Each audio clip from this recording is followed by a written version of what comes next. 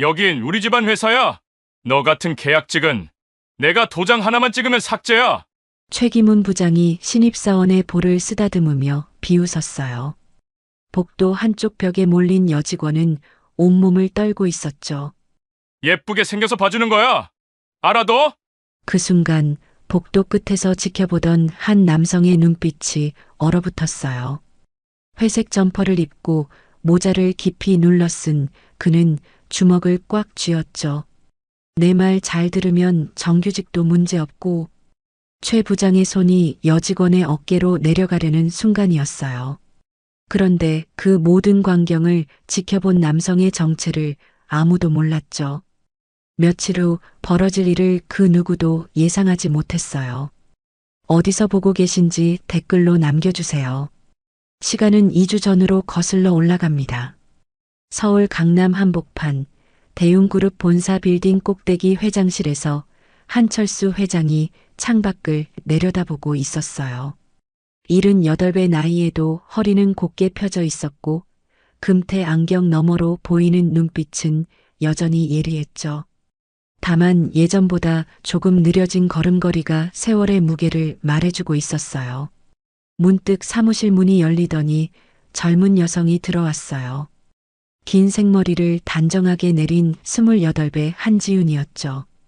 해외에서 경영학 석사를 마치고 막 돌아온 그녀의 얼굴에는 아직 여행의 피로가 남아 있었어요. 할아버지. 지훈이 다가가 회장의 팔을 살며시 잡았어요. 한철수 회장의 굳었던 표정이 한순간 부드러워졌죠. 많이 컸구나, 우리 지훈이. 할아버지는 여전히 건강해 보이세요. 회장은 손녀를 의자에 앉히고는 찬찬히 바라보았어요. 그런데 지훈의 다음 말에 눈썹이 살짝 올라갔죠. 할아버지, 저 회사에 들어가고 싶어요. 갑자기 무슨 소리냐? 유학 가기 전에도 생각했던 거예요. 우리 회사가 어떤 곳인지, 직원들은 어떻게 일하는지 제대로 알고 싶다고요. 한철수 회장이 고개를 저었어요. 안 된다. 너는 이미 임원 자리가 준비되어 있어. 그래서 싫은 거예요. 지훈의 목소리에 단호함이 배어 있었죠. 할아버지를 닮은 그 고집스러운 표정을 보며 회장은 한숨을 내쉬었어요. 할아버지, 저는 회장 손녀가 아니라 한 명의 직원으로 이 회사를 보고 싶어요. 그래야 나중에 제대로 된 경영을 할 수 있지 않을까요? 오랜 침묵이 흘렀어요. 창밖으로 서울의 오후 햇살이 비스듬히 들어오고 있었죠. 마침내 한철수 회장이 입을 열었어요. 조건이 있다. 네. 신분을 완전히 숨겨라. 한지훈이 아니라 다른 이름으로 들어가야 한다. 지훈의 눈이 반짝였어요. 그럼 허락해 주시는 건가요? 대신 끝까지 비밀을 지켜야 한다. 한 번이라도 신분이 드러나면 즉시 그만둬야 해. 알겠습니다, 할아버지. 그렇게 한지훈은 한지은이라는 새로운 이름으로 대웅그룹 인사팀 계약직 신입사원이 되었어요. 일주일 후 첫 출근 날 아침, 지훈은 평소보다 일찍 일어나 거울 앞에 섰어요. 검은색 정장에 흰 블라우스, 그리고 최대한 수수한 가방까지. 회장 손녀의 흔적을 완전히 지우려 애쓰는 모습이었죠. 지하철을 타고 강남역에 도착한 지훈은 걸어서 회사까지 향했어요. 대웅그룹 본사 빌딩을 올려다보니 새삼웅장해 보였죠. 하지만 이제는 우리 집 회사가 아니라 처음 들어가는 직장이었어요. 로비에서 신입사원 교육을 받던 지훈은 곧 이상한 분위기를 감지했어요. 다른 신입들이 수군거리는 소리가 들렸거든요. 인사팀은 조심해야 한다던데. 왜요? 최 부장님이 무서우시대요. 그리고 그쪽 라인 사람들이 많다고 하더라고요. 지훈은 고개를 돌려 그들을 보았어요. 20살 남짓한 신입사원들의 얼굴에 벌써 긴장감이 어려 있었죠. 인사팀 사무실로 올라가는 엘리베이터 안에서 지훈은 우연히 대화를 듣게 되었어요. 중년 남성 2명이 작은 목소리로 이야기하고 있었거든요. 요즘 최 부장님 기분이 영 좋지 않으시더라. 조심해야겠네. 괜히 건드렸다가 큰일 나지 말고. 엘리베이터가 멈추자 그들은 서둘러 내렸어요. 지우는 혼자 남겨진 채로 생각에 잠겼죠. 단순한 상사에 대한 걱정치고는 뭔가 이상했거든요. 인사팀에 도착한 지우는 팀장에게 인사를 받았어요. 사무실을 둘러보니 60여 명의 직원들이 각자 자리에서 일하고 있었죠. 그런데 모든 사람들의 시선이 한 곳을 향하고 있었어요. 사무실 끝자리에 있는 부장실이었죠. 저기가 최기문 부장님 자리예요. 옆자리 직원이 작은 목소리로 설명해 주었어요. 강민호 대리라고 자신을 소개한 그는 동그란 안경을 쓴 마른 체형의 남성이었죠. 부장님은 언제 오세요? 아, 곧 오실 거예요. 그런데 강 대리가 주변을 살피더니 더욱 작은 목소리로 말했어요. 첫날이니까 실수하지 마세요. 부장님이 좀 까다로우시거든요. 지훈이 고개를 끄덕이는 순간 사무실 문이 벌컥 열렸어요. 넓은 체격의 중년 남성이 들어오자 사무실 분위기가 순식간에 얼어붙었죠. 반짝이는 앞머리와 비싼 넥타이, 그리고 번쩍거리는 시계가 첫눈에 들어왔어요. 최기문 부장이었어요. 그는 사무실을 한 바퀴 둘러보더니 지훈을 발견했죠. 신입이군. 안녕하세요, 한지은입니다. 지훈이 정중하게 인사했지만 최 부장의 시선은 차갑기만 했어요. 그는 지훈을 위아래로 훑어보더니 비웃음을 지었죠. 여긴 놀러 오는 곳이 아니야. 일 제대로 못하면 바로 나가는 거니까 그렇게 알고. 사무실이 조용해졌어요. 다른 직원들은 모두 자신의 일에만 집중하는 척했지만 귀는 이쪽에 쏠려 있었죠.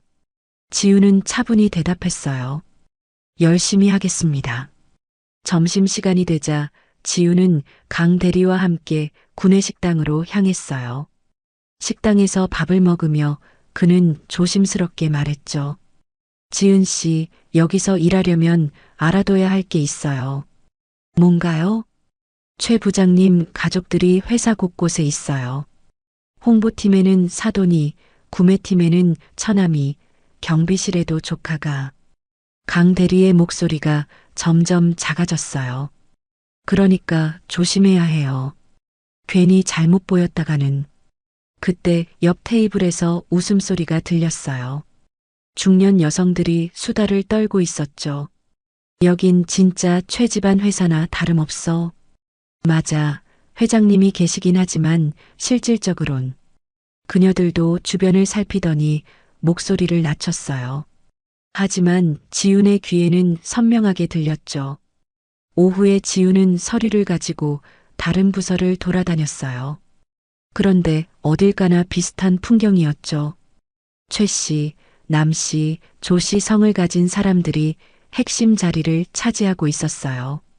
특히 홍보팀에서 만난 남상필 전무는 최 부장과 똑같은 오만한 표정을 지었어요. 번들거리는 얼굴과 비싼 정장 차림새가 어쩐지 어색해 보였죠. 퇴근길 엘리베이터에서 지우는 청소 아주머니와 마주쳤어요. 허리가 조금 굽은 박정혜 씨였죠. 그녀의 얼굴에는 깊은 피로가 서려 있었어요. 고생 많으세요. 지훈이 인사하자 박 아주머니가 깜짝 놀란 표정을 지었어요. 아, 네. 신입사원이시구나. 네, 인사팀 한지은입니다. 인사팀. 박 아주머니의 표정이 순간 어두워졌다가 이내 미소를 지었어요. 조심하세요, 아가씨. 짧은 말이었지만 그 안에 담긴 의미를 지우는 충분히 느낄 수 있었어요. 집에 돌아온 지우는 하루 종일의 경험을 정리해 보았어요.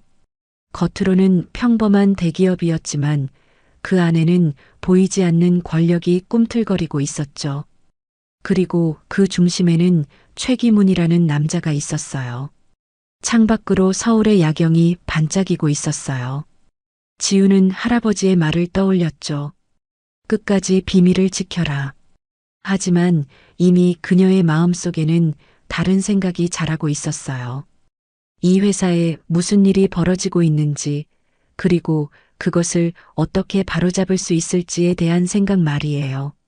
한지은으로서의 새로운 생활이 시작된 지 2주가 지났어요. 아침마다 지하철을 타고 출근하는 일상이 조금씩 익숙해져 가고 있었죠. 하지만 인사팀 사무실의 분위기는 여전히 무거웠어요. 특히 최기문 부장이 들어오는 시간이면 사무실 전체가 얼어붙었어요. 모든 직원들이 숨을 죽이고 자신의 일에만 집중하는 척 했거든요. 지은은 그런 모습들을 보며 점점 이상함을 느끼고 있었어요. 어느 금요일 저녁, 최 부장이 갑자기 회식을 제안했어요. 오늘 저녁에 다 같이 식사하자. 신입사원 환영회로. 강민호 대리가 조심스럽게 다가와 지은에게 말했어요. 그의 표정에는 걱정이 가득했죠. 지은 씨, 오늘 회식이에요. 회식요? 네, 부장님이 갑자기 정하셨어요. 강 대리의 목소리가 점점 작아졌어요. 마치 좋지 않은 일이 생길 것 같다는 예감이 든다는 듯이 말이에요. 저녁 시간 강남의 한 고급 술집에서 인사팀 회식이 열렸어요. 최 부장은 상석에 앉아 흡족한 표정을 짓고 있었죠. 비싼 양주병들이 테이블에 줄지어 놓여 있었어요. 자, 신입사원이니까 인사부터 하자. 최 부장의 지시에 따라 지은은 자리에서 일어나 정중하게 인사했어요. 안녕하세요, 한지은입니다. 열심히 하겠습니다. 그래, 예쁘게 생겼네. 최 부장의 시선이 지은을 훑어봤어요. 그 시선에 무언가 불편한 기운이 담겨 있었죠. 다른 직원들은 모두 고개를 숙이고 있었어요. 그런데 신입사원은 예의를 배워야 해. 여기 앉은 분들께 술 따라드려. 지은은 잠시 망설였어요. 하지만 거절할 분위기가 아니었죠. 결국 소주병을 들고 한 사람씩 술을 따라드리기 시작했어요. 고맙습니다, 지은 씨. 강 대리가 작은 목소리로 말했지만 그의 얼굴에는 미안함이 가득했어요. 다른 남자 직원들도 비슷한 표정이었죠. 모두가 이런 상황을 원하지 않았지만 아무도 감히 나서지 못했어요. 최 부장은 지은이 자신에게 술을 따르는 동안 계속 비웃음을 지었어요. 역시 신입은 이런 자세로 일해야지. 앞으로도 잘 부탁해. 그의 말투에는 조롱이 섞여 있었어요. 지은은 참고 또 참으며 자리로 돌아갔죠. 그 다음 주 어느 날 야근을 하게 된 날이었어요. 최 부장이 몇 명을 불러 세웠거든요. 당연히 지은도 포함되어 있었죠. 내일 아침 회의 자료가 부족해. 오늘 밤에 다 정리하고 가. 부장님, 그런데 이미 자료는 준비되어 있는데요.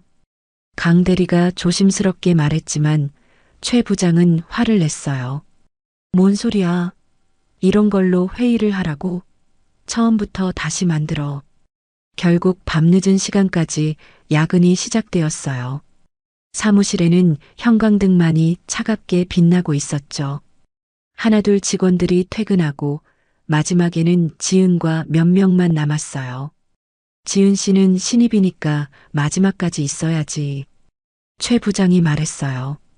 다른 직원들은 죄송하다는 표정으로 먼저 퇴근했죠.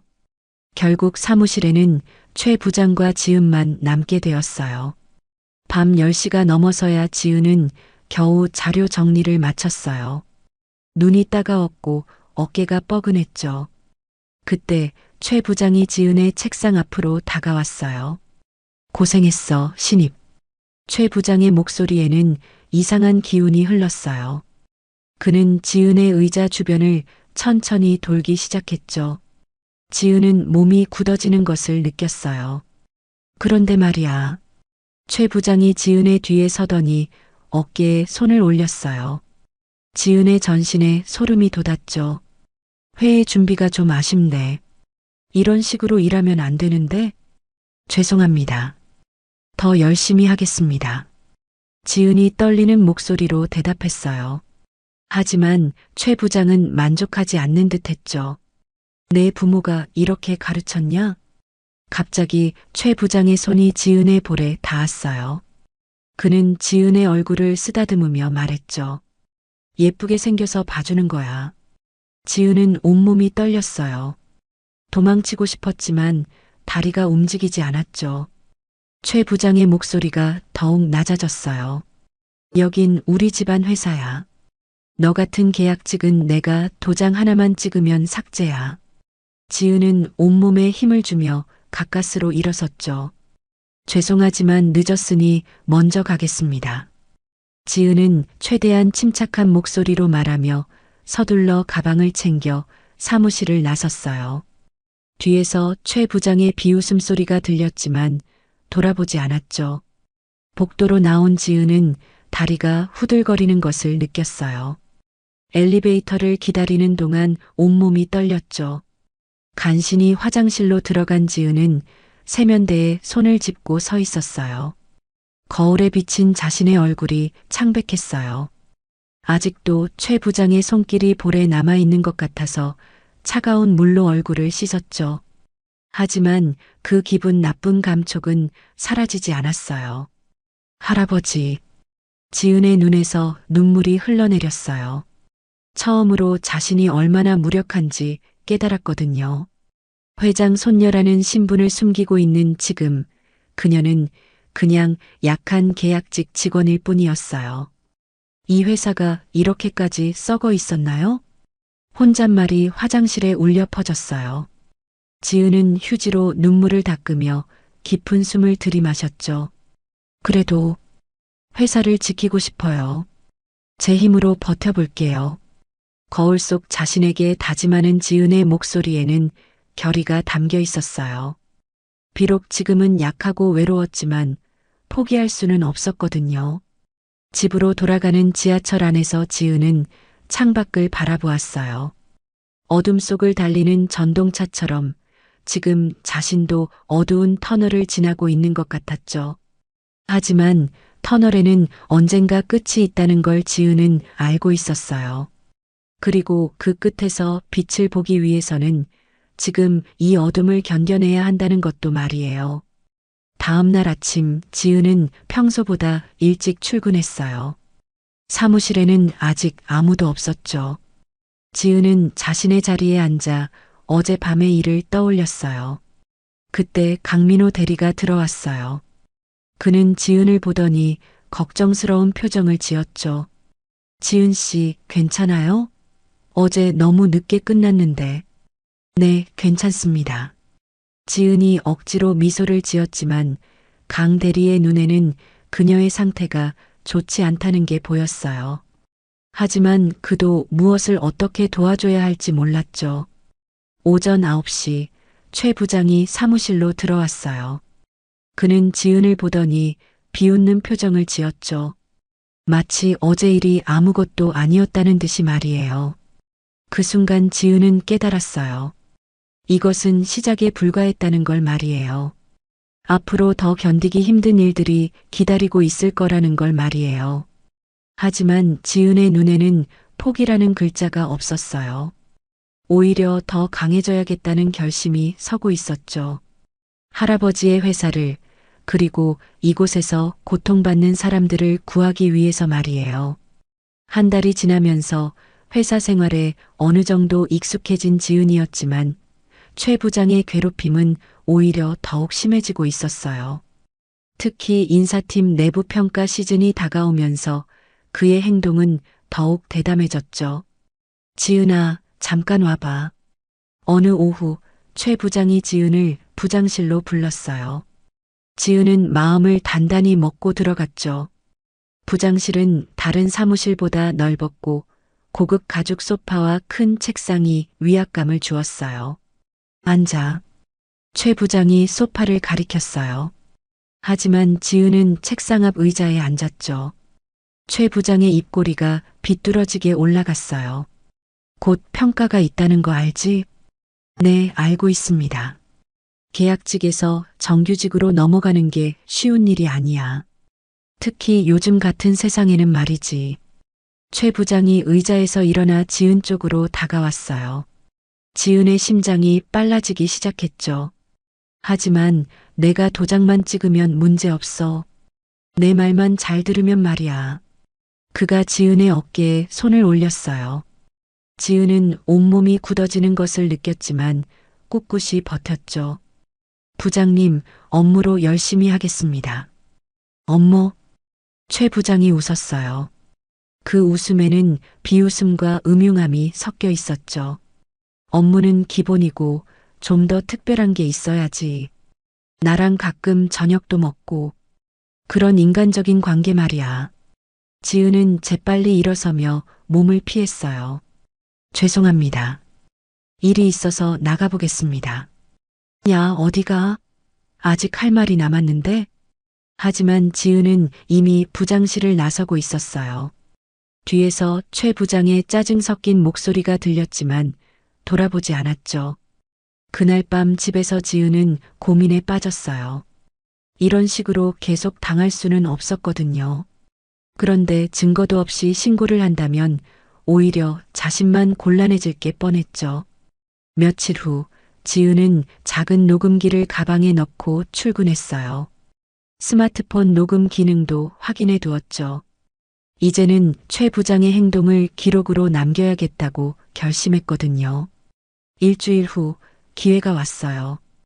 야근을 하던 중 최 부장이 또다시 지은을 부장실로 불렀거든요. 이번에는 녹음기를 켜두고 들어갔죠. 오늘은 좀 더 얘기해보자. 녹음이 시작된 가운데 최 부장의 부적절한 언행들이 계속되었어요. 지은은 참고 견디며 모든 것을 기록했죠. 며칠 후 지은은 충격적인 장면을 목격했어요. 탕비실 근처를 지나가다가 최 부장과 이소라의 대화를 들었거든요. 이소라는 인사팀에서 비정규직으로 일하는 32살의 여성이었어요.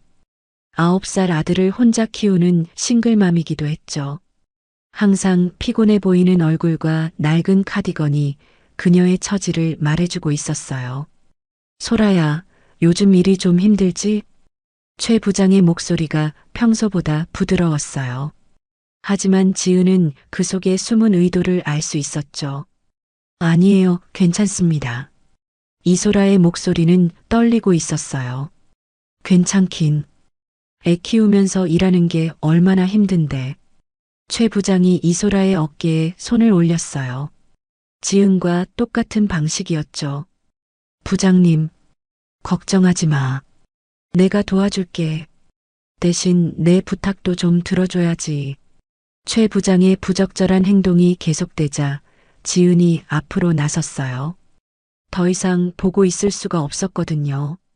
소라 언니, 부장님이 찾고 계세요. 갑작스러운 지은의 등장에 최 부장이 황급히 손을 거두었어요. 이소라는 고개를 숙인 채 서둘러 그 자리를 벗어났죠. 그날 밤 지은은 집으로 돌아가는 지하철 안에서 생각에 잠겼어요. 이소라의 떨리는 모습이 계속 머릿속에 맴돌았거든요. 9살 아들을 키우기 위해 참고 견디는 한 여성의 모습이 너무나 안타까웠어요. 이건 나만의 문제가 아니구나. 지은은 주먹을 꽉 쥐었어요. 회사 전체의 문제야. 오늘도 어딘가에서 누군가는 이런 말을 삼키고 있을 거야. 다음 날 지은은 화장실 칸에 홀로 앉아 있었어요. 어젯밤부터 계속 고민했지만 답이 나오지 않았거든요. 신분을 밝히고 할아버지께 도움을 요청할까도 생각했지만 그럼 약속을 어기는 일이었어요. 눈물이 볼을 타고 흘러내렸어요. 하지만 이번엔 절망의 눈물이 아니었죠. 분노와 결의가 섞인 눈물이었어요. 이 회사만은 제발 버텨줘요. 작은 목소리로 중얼거린 지은의 말에는 간절함이 담겨 있었어요. 제가 바꿔볼게요. 꼭 바꿔놓을 거예요. 그 순간 지은의 마음속에 확고한 결심이 섰어요. 더 이상 당하고만 있을 수는 없었거든요. 이소라 같은 사람들이, 그리고 자신과 같은 처지의 사람들이 더 이상 고통받지 않도록 해야 했어요. 화장실에서 나온 지은은 거울을 보며 얼굴을 씻었어요. 빨갛게 부은 눈이 금세 차분해졌죠. 이제는 눈물을 흘릴 때가 아니었어요. 행동할 때였거든요. 그날부터 지은의 행동이 달라졌어요. 더욱 치밀하게 최 부장의 행동을 관찰하고 기록했죠. 녹음과 녹화는 물론 목격자들도 찾기 시작했어요. 강민호 대리도 지은의 변화를 눈치챘어요. 그녀의 눈빛에서 전에 없던 강인함을 발견했거든요. 마치 폭풍 전야의 고요함 같은 것이었죠. 지은 씨, 괜찮아요? 네, 괜찮습니다. 아니, 이제 괜찮아질 거예요. 지은의 대답에는 확신이 담겨 있었어요. 그 확신이 강 대리에게도 전해졌죠. 며칠 후, 지은은 이소라를 따로 만났어요. 퇴근길 카페에서였죠. 언니 힘드시죠? 뭘 말하는 거야? 이소라가 당황했지만 지은은 차분히 말을 이었어요. 저도 같은 일을 당했어요. 우리가 함께하면 이길 수 있을 거예요. 이소라의 눈에서 놀람과 희망이 교차했어요. 오랫동안 혼자 견뎌온 무게가 조금씩 가벼워지는 것 같았죠. 그날 밤 지은은 계획을 세웠어요. 단순히 고발하는 것으로는 부족했어요. 확실한 증거와 함께 이 문제의 뿌리를 뽑아야 했거든요. 창밖으로 서울의 야경이 반짝이고 있었어요. 그 불빛들처럼 지은의 마음속에도 희망의 불씨가 타오르고 있었죠. 이제 정말로 싸움이 시작될 터였어요. 그 다음 주 월요일 아침 대웅그룹 본사에는 이상한 소문이 돌기 시작했어요. 평소 매일 아침 일찍 출근하시던 한철수 회장님이 며칠째 모습을 보이지 않는다는 것이었죠. 회장님이 건강이 좀 안 좋으시대.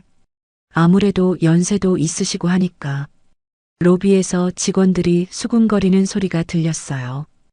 그 소문은 삽시간에 회사 전체로 퍼져나갔죠. 임원진들의 태도도 미묘하게 변하기 시작했어요. 특히 최기문 부장을 비롯한 친인척들은 평소보다 더욱 당당한 모습을 보였죠. 이제 실질적으로는 우리가 회사를 이끌어가는 거나 마찬가지지. 최 부장이 사무실에서 동료들과 이야기하는 목소리였어요. 지은은 서류를 정리하며 그 말을 들었지만 아무렇지 않은 척했죠. 하지만 그날 수요일 오후 아무도 예상하지 못한 일이 벌어졌어요. 한철수 회장은 사실 건강에 큰 문제가 있는 건 아니었어요. 다만 회사 분위기를 좀 더 객관적으로 살펴보고 싶어서 며칠간 출근을 하지 않았을 뿐이었죠. 회장에게는 평소에도 현장을 직접 둘러보는 습관이 있었거든요.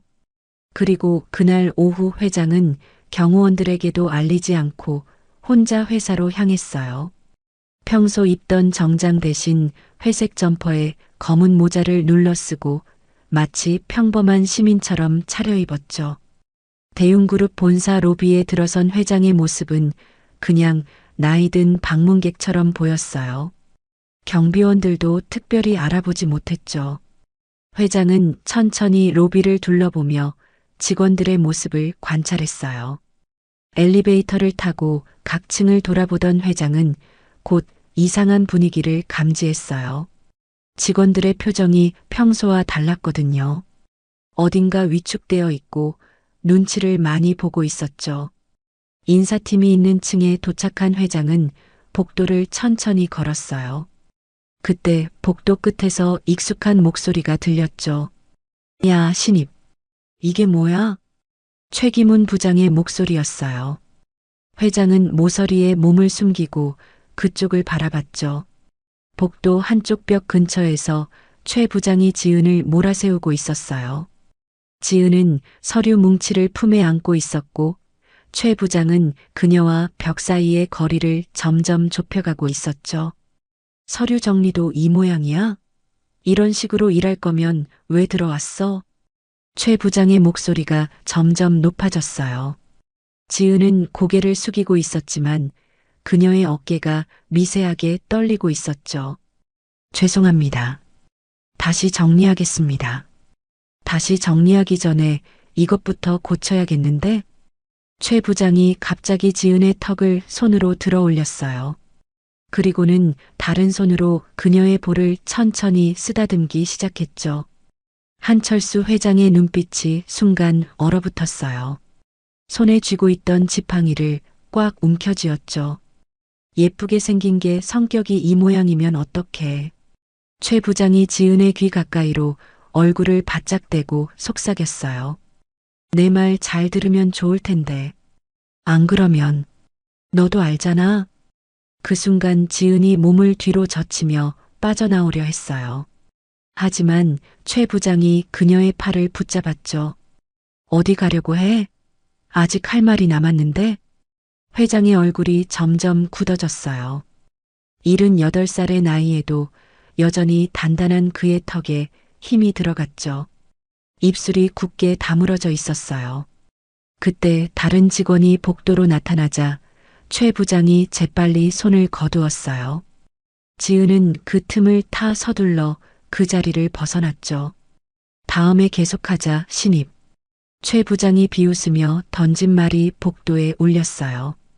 지은은 뒤돌아보지 않고 사무실로 향했죠. 그녀의 뒷모습에서 억지로 참고 있는 분노와 굴욕감이 느껴졌어요. 한철수 회장은 그 모든 광경을 지켜봤어요. 자신의 손녀가 그것도 회사에서 그런 모욕을 당하는 모습을 직접 목격한 거였죠. 회장의 가슴 속에서 뜨거운 무언가가 치밀어 올랐어요. 분노였죠. 하지만 그는 그 자리에서 나서지 않았어요. 지은과의 약속을 지켜야 했거든요. 대신 회장은 조용히 몸을 돌려 비상계단으로 향했어요. 그리고 휴대폰을 꺼내 전화를 걸었죠. 도혁이냐? 김도혁 비서실장의 목소리가 들렸어요. 네, 회장님. 어디 계십니까? 회사에 있다. 지금 당장 올라와. 네. 회사에 계시다고요? 3층 비상계단에 있으니까 조용히 와. 전화를 끄는 회장의 얼굴에는 지금까지 본 적 없는 차가운 분노가 서려 있었어요. 10분 후 김도혁 비서실장이 계단으로 올라왔어요. 평소 무표정한 그도 회장의 모습을 보고는 놀란 기색을 감추지 못했죠. 회장님, 무슨 일이십니까? 회장은 창밖을 바라보며 천천히 입을 열었어요. 도혁아. 네, 회장님. 인사팀에 최기문이라는 부장이 있지? 네, 있습니다. 그 인간 조사해봐. 아니, 조사할 것도 없어. 회장이 김 비서실장을 돌아봤어요. 그의 눈빛은 얼음처럼 차가웠죠. 그 놈하고 같은 성씨 쓰는 사람들 전부 명단 뽑아와. 회사 안에 몇 명이나 있는지 알아봐야겠어. 혹시 무슨 문제라도. 문제? 회장의 목소리가 낮아졌어요. 문제가 아니라 썩었어. 완전히 썩었다고. 김 비서실장은 회장을 이렇게 화난 모습으로 본 적이 거의 없었어요. 무슨 일이 있었는지 짐작은 갔지만 감히 묻지는 못했죠. 그리고 하나 더. 회장이 다시 입을 열었어요. 인사팀 신입사원 중에 한지은이라는 사람 있지? 그 사람 인사기록부터 시작해서 모든 걸 다시 한번 살펴봐. 한지은이요? 내가 직접 확인해야 할 게 있어. 사실 회장은 이미 모든 걸 알고 있었어요. 한지은이 한지은이라는 것도 자신의 손녀라는 것도 말이에요. 하지만 김 비서실장에게는 다른 이유가 있는 것처럼 말했죠. 그리고 도혁아. 네, 회장님. 앞으로 며칠간은 내가 회사에 나온다는 걸 아무도 모르게 해. 조용히 관찰해야 할 것들이 있어. 알겠습니다. 특히 최기문 그놈은 더욱 조심해서 봐. 어떤 식으로 회사를 운영하고 있는지 낱낱이 파악해야겠어. 김 비서실장이 고개를 끄덕였어요. 회장의 분노가 얼마나 깊은지 그도 느낄 수 있었거든요. 회장은 다시 창밖을 바라봤어요. 서울의 오후 풍경이 평화로워 보였지만 그의 마음은 전혀 평화롭지 않았죠. 지은아, 참 고집도 세다. 회장의 입가에 쓴 미소가 번졌어요. 하지만 이제는 할아버지가 나서야겠구나. 그날부터 한철수 회장의 은밀한 조사가 시작되었어요. 회사에 나오지 않는 척하면서도 실제로는 자주 들러 회사의 실상을 파악하기 시작한 거였죠. 그리고 김도혁 비서실장을 통해 들어오는 보고들은 회장의 예상을 뛰어넘는 심각한 내용들이었어요. 최기문과 그의 친인척들이 회사를 어떻게 농단하고 있는지, 얼마나 많은 직원들이 고통받고 있는지가 하나씩 드러나기 시작했거든요. 회장실에서 혼자 앉아있던 한철수 회장의 눈빛이 점점 날카로워졌어요. 이제 정말로 큰 변화가 시작될 때가 온 거였죠. 창밖으로 해가 지고 있었어요. 하지만 이제 곧 새로운 아침이 올 것이라는 걸 회장은 확신하고 있었어요. 그리고 그 아침에는 모든 게 달라져 있을 거라는 것도 말이에요. 김도혁 비서실장은 회장의 지시를 받은 다음 날부터 조용한 조사를 시작했어요. 평소 무표정으로 유명한 그였지만 이번만큼은 표정이 더욱 차가웠죠. 먼저 인사팀 직원 명단부터 살펴봤어요. 최기문 부장을 중심으로 성씨별로 정리하니 놀라운 사실이 드러났거든요. 이게 뭡니까? 김 비서실장이 혼자 중얼거렸어요. 명단을 보니 최 씨, 남 씨, 조 씨 성을 가진 직원들이 유독 많았거든요. 그것도 모두 핵심 부서에 포진해 있었죠. 구매팀 차장 최진우, 홍보팀 전무 남상필, 물류팀 과장 조연석. 명단은 계속 이어졌어요. 더 놀라운 건 이들이 모두 최기문 부장과 친인척 관계라는 점이었죠. 김 비서실장은 더 깊이 파고들기 시작했어요. 회사 출입 기록, 계약서 승인 내역, 인사 발령 기록까지 샅샅이 뒤져봤거든요. 일주일간의 조사 결과 충격적인 사실들이 줄줄이 드러났어요.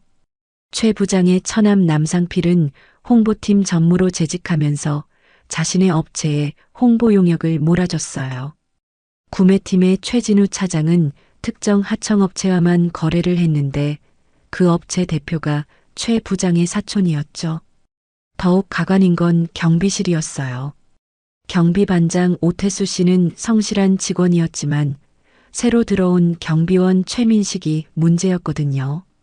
최 부장의 조카인 그는 일은 제대로 하지 않으면서 다른 경비원들과 청소 직원들을 함부로 대했어요.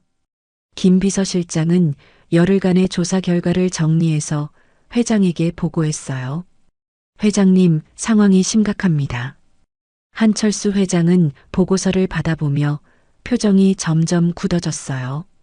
예상했던 것보다 훨씬 심각한 상황이었거든요. 총 몇 명이나 되나? 직접 고용된 직원이 200여 명, 외주업체까지 포함하면 300여 명 정도 됩니다. 하나의 회사 안에 또 다른 회사가 있는 셈이군. 회장의 목소리에는 분노가 섞여 있었어요. 그 주 금요일 오후 회장은 다시 회사를 둘러보기로 했어요. 이번에는 지하 주차장부터 시작해서 각 층을 자세히 살펴보려고 했죠. 지하 주차장에서 회장은 안타까운 장면을 목격했어요. 청소를 하고 계시던 박정혜 아주머니에게 한 젊은 남성이 소리를 지르고 있었거든요. 아주머니, 제대로 치우라고 했잖아요. 죄송합니다. 다시 하겠습니다. 박정혜 아주머니가 허리를 굽혀 인사했지만 그 남성은 계속 화를 냈어요. 이런 식으로 일할 거면 왜 나와요? 회장이 가까이 다가가서 보니 그 남성의 명찰에 최민식이라고 쓰여 있었어요. 최 부장의 조카였죠. 젊은 사람이 어르신께 그렇게 말하면 안 되지. 회장이 조용히 말했어요. 최민식이 돌아봤지만 그냥 나이든 방문객 정도로만 생각했죠. 어르신은 상관없으시니까 그냥 가세요. 상관없다고? 이 회사 관계자 아닌가? 맞긴 한데 청소 용역이잖아요. 제대로 안 하면 말해줘야죠. 회장의 눈빛이 차갑게 변했어요. 하지만 그는 참고 그 자리를 떠났죠. 로비로 올라온 회장은 경비실 상황도 살펴봤어요. 오태수 경비반장이 혼자서 여러 일을 처리하고 있었는데 다른 경비원들은 보이지 않았거든요. 경비반장님, 고생이 많으시네요. 회장이 말을 걸었어요. 아, 네. 괜찮습니다. 오 경비반장은 정중하게 대답했지만 얼굴에는 피로가 가득했어요. 다른 경비원들은 어디 갔나요? 그게 좀 복잡한 사정이 있습니다. 오 경비반장이 말끝을 흐렸어요. 자세한 사정을 말하기 어려운 듯 했죠. 그때 엘리베이터에서 최민식이 내려왔어요. 그는 오 경비반장을 보더니 짜증스러운 표정을 지었죠. 반장님, 아까 말한 그거 처리했어요? 아직 못했습니다. 지금 당직 서는 중이라서. 그런 핑계가 어디 있어요? 빨리 처리하라고 했잖아요. 최민식의 말투는 완전히 반말이었어요. 나이로 봐도 20살도 더 어린 사람이 60대 어르신께 그렇게 말하는 모습을 회장은 그냥 지켜볼 수 없었어요. 젊은이 예의가 없군. 뭐라고요? 최민식이 회장을 째려봤어요. 나이 드신 분께는 존댓말을 해야지. 어르신은 누구세요? 여기 관계자도 아니면서 왜 끼어들어요? 최민식의 목소리가 높아졌어요. 주변에서 다른 직원들이 쳐다보기 시작했죠. 회장은 더 이상 말하지 않고 그 자리를 떠났어요. 하지만 그의 마음속에는 분노가 점점 쌓여가고 있었죠. 한편 지은도 자신만의 방식으로 조사를 계속하고 있었어요. 지난 며칠간 모은 녹음 파일들을 정리하면서 최 부장의 행동 패턴을 파악하려고 했거든요. 퇴근 후 집에서 지은은 노트북을 켜고 파일들을 하나씩 들어봤어요. 최 부장의 음성이 나올 때마다 온몸에 소름이 돋았지만 꾹 참고 계속했죠. 내가 도장 하나만 찍으면 삭제야. 여긴 우리 집안 회사야. 예쁘게 생겨서 봐주는 거야. 녹음된 내용들은 분명한 성희롱이자 갑질의 증거였어요. 하지만 지은은 이것만으로는 부족하다고 생각했어요. 며칠 후 지은은 이소라와 다시 만났어요. 회사 근처 작은 카페에서였죠. 언니, 다른 분들은 어떤가요? 저희 말고도 피해를 받는 분들이 있을까요? 많아요. 정말 많아요. 이소라의 목소리가 떨렸어요. 구매팀에 있는 김선영 언니도 그렇고 홍보팀 막내 직원도 대부분이 비정규직이거나 신입사원들이에요. 지은의 마음이 무거워졌어요. 생각보다 피해자가 훨씬 많았거든요. 그런데 언니, 이상한 게 있어요. 뭐가요? 최 부장 말고도 다른 부서에 있는 사람들이 똑같이 행동해요. 마치 한 집안처럼 움직이는 것 같아요. 이소라의 말에 지은도 같은 생각이 든다고 고개를 끄덕였어요. 최근에 여러 부서를 돌아다니면서 비슷한 분위기를 많이 느꼈거든요. 그날 밤 지은은 회사 조직도를 다시 한번 살펴봤어요.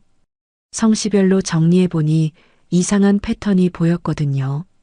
특정 성씨들이 핵심 부서에 집중적으로 배치되어 있었어요. 이걸 우연이라고 할 수 있을까? 지은이 혼자 중얼거렸어요.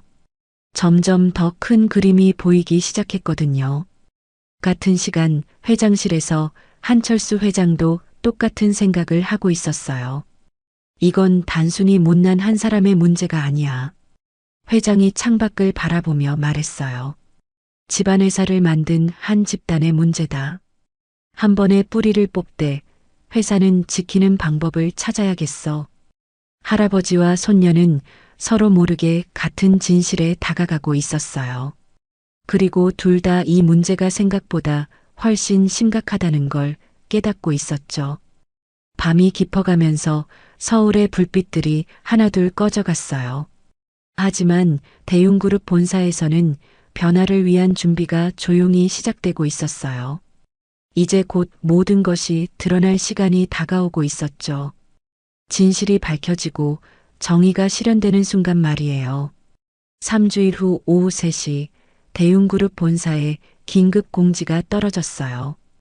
임원 및 부장급 이상, 전 직원 긴급 인사 간담회 소집, 오후 4시 대회의실 집합.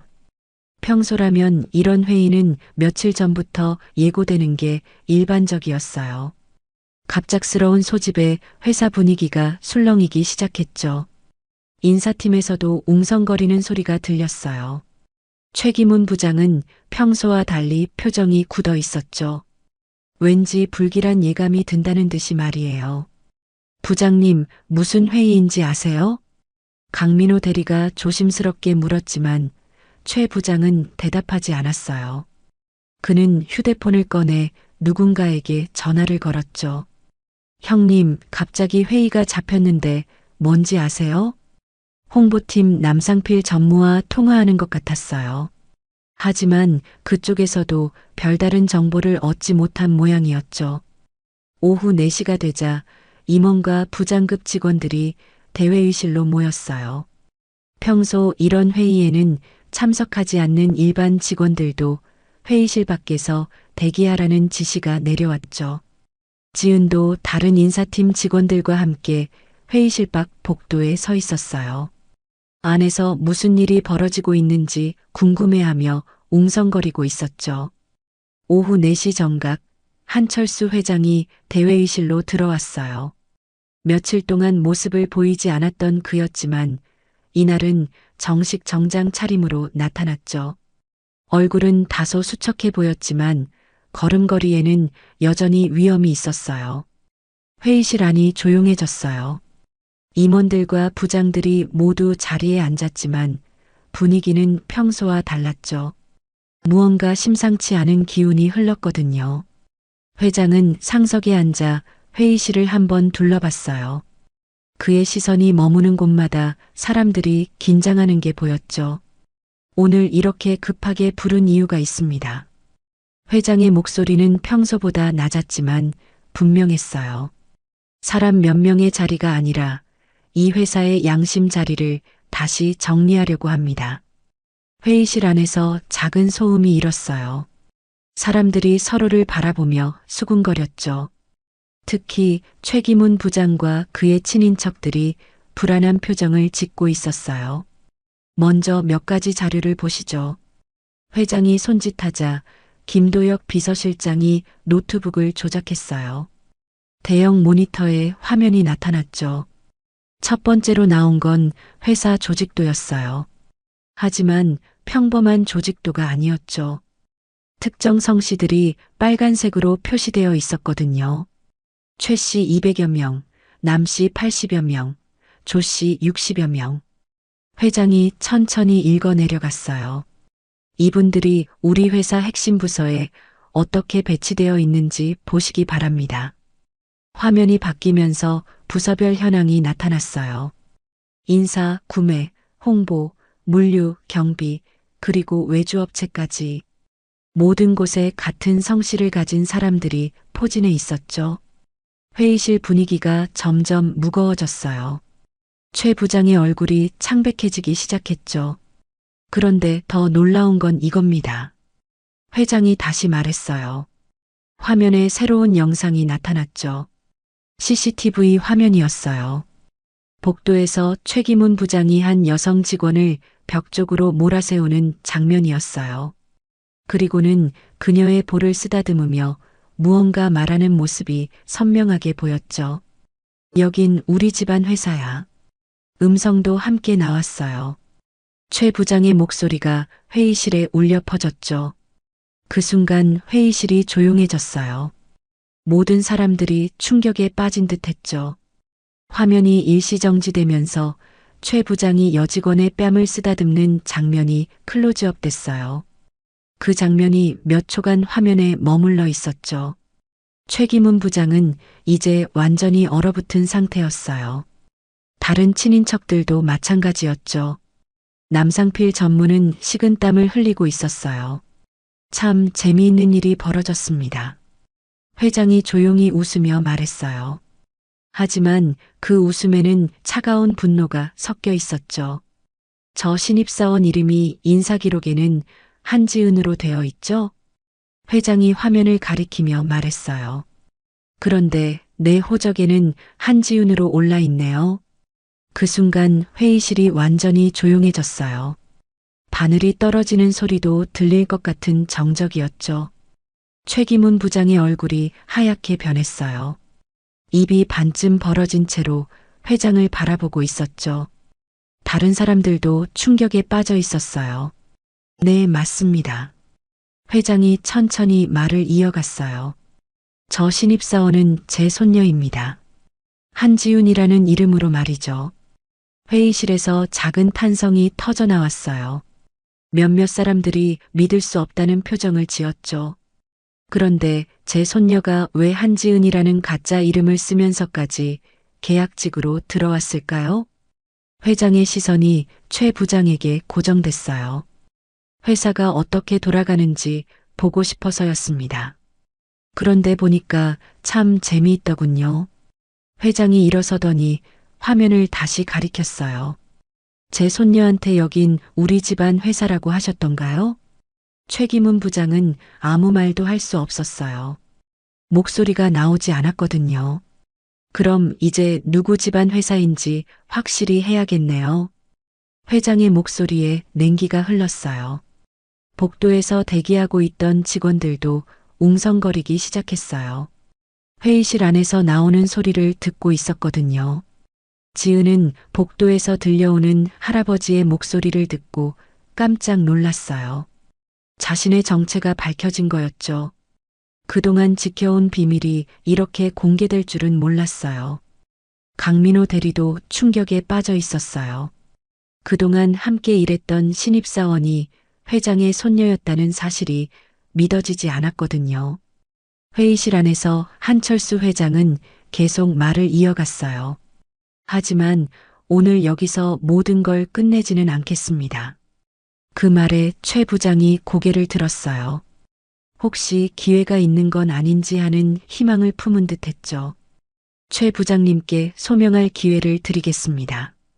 내일까지 시간을 드릴 테니 해명해 보시기 바랍니다. 회장의 말에 최 부장이 안도의 한숨을 쉬었어요. 하지만 다른 사람들은 회장의 진짜 의도를 알 수 없었죠. 그럼 오늘 회의는 여기서 마치겠습니다. 회장이 자리에서 일어났어요.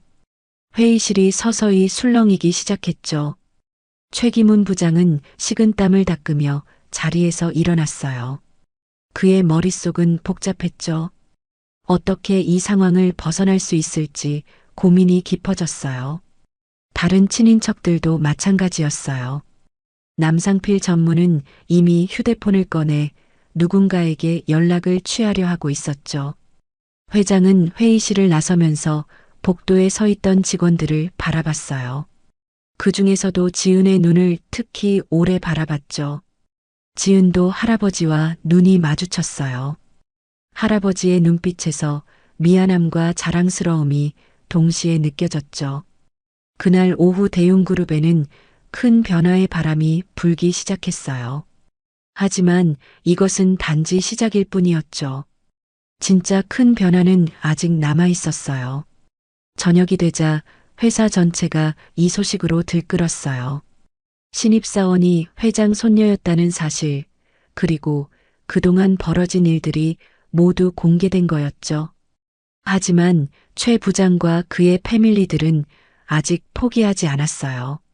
이들에게는 마지막 카드가 남아 있었거든요. 내일 소명 시간까지 무언가 준비할 수 있을 거라고 생각했죠. 그날 밤 서울의 하늘은 유독 맑았어요.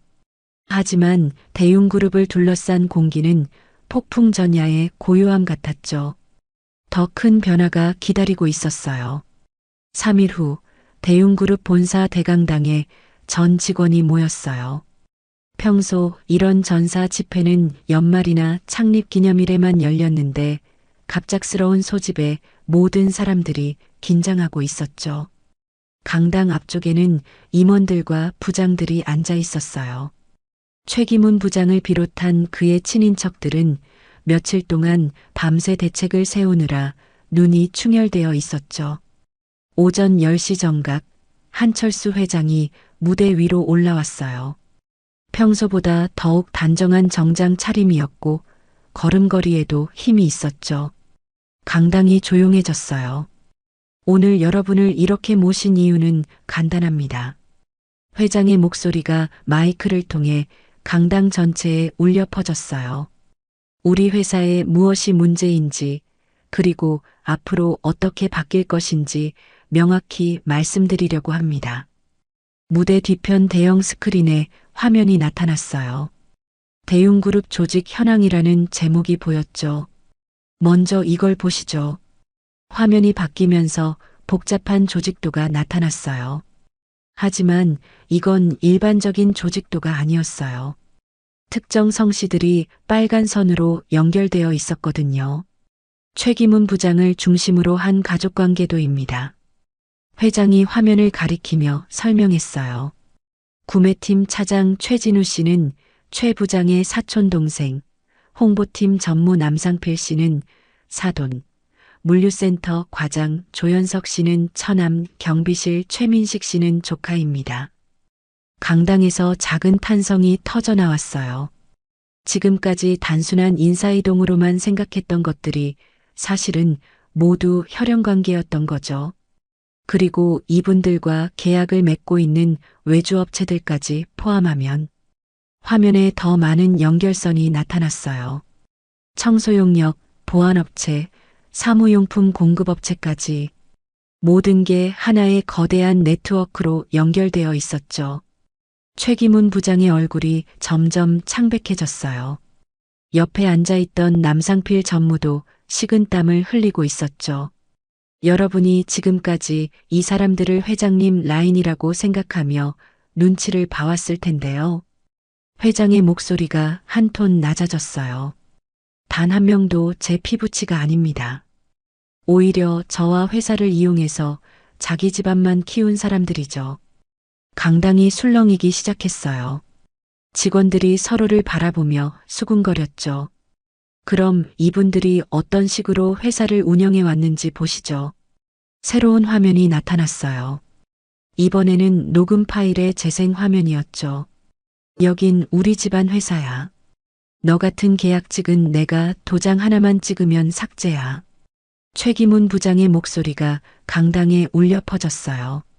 그 순간 강당이 조용해졌죠. 모든 사람들이 충격에 빠진 표정이었어요. 이어서 다른 녹음들도 재생되었어요.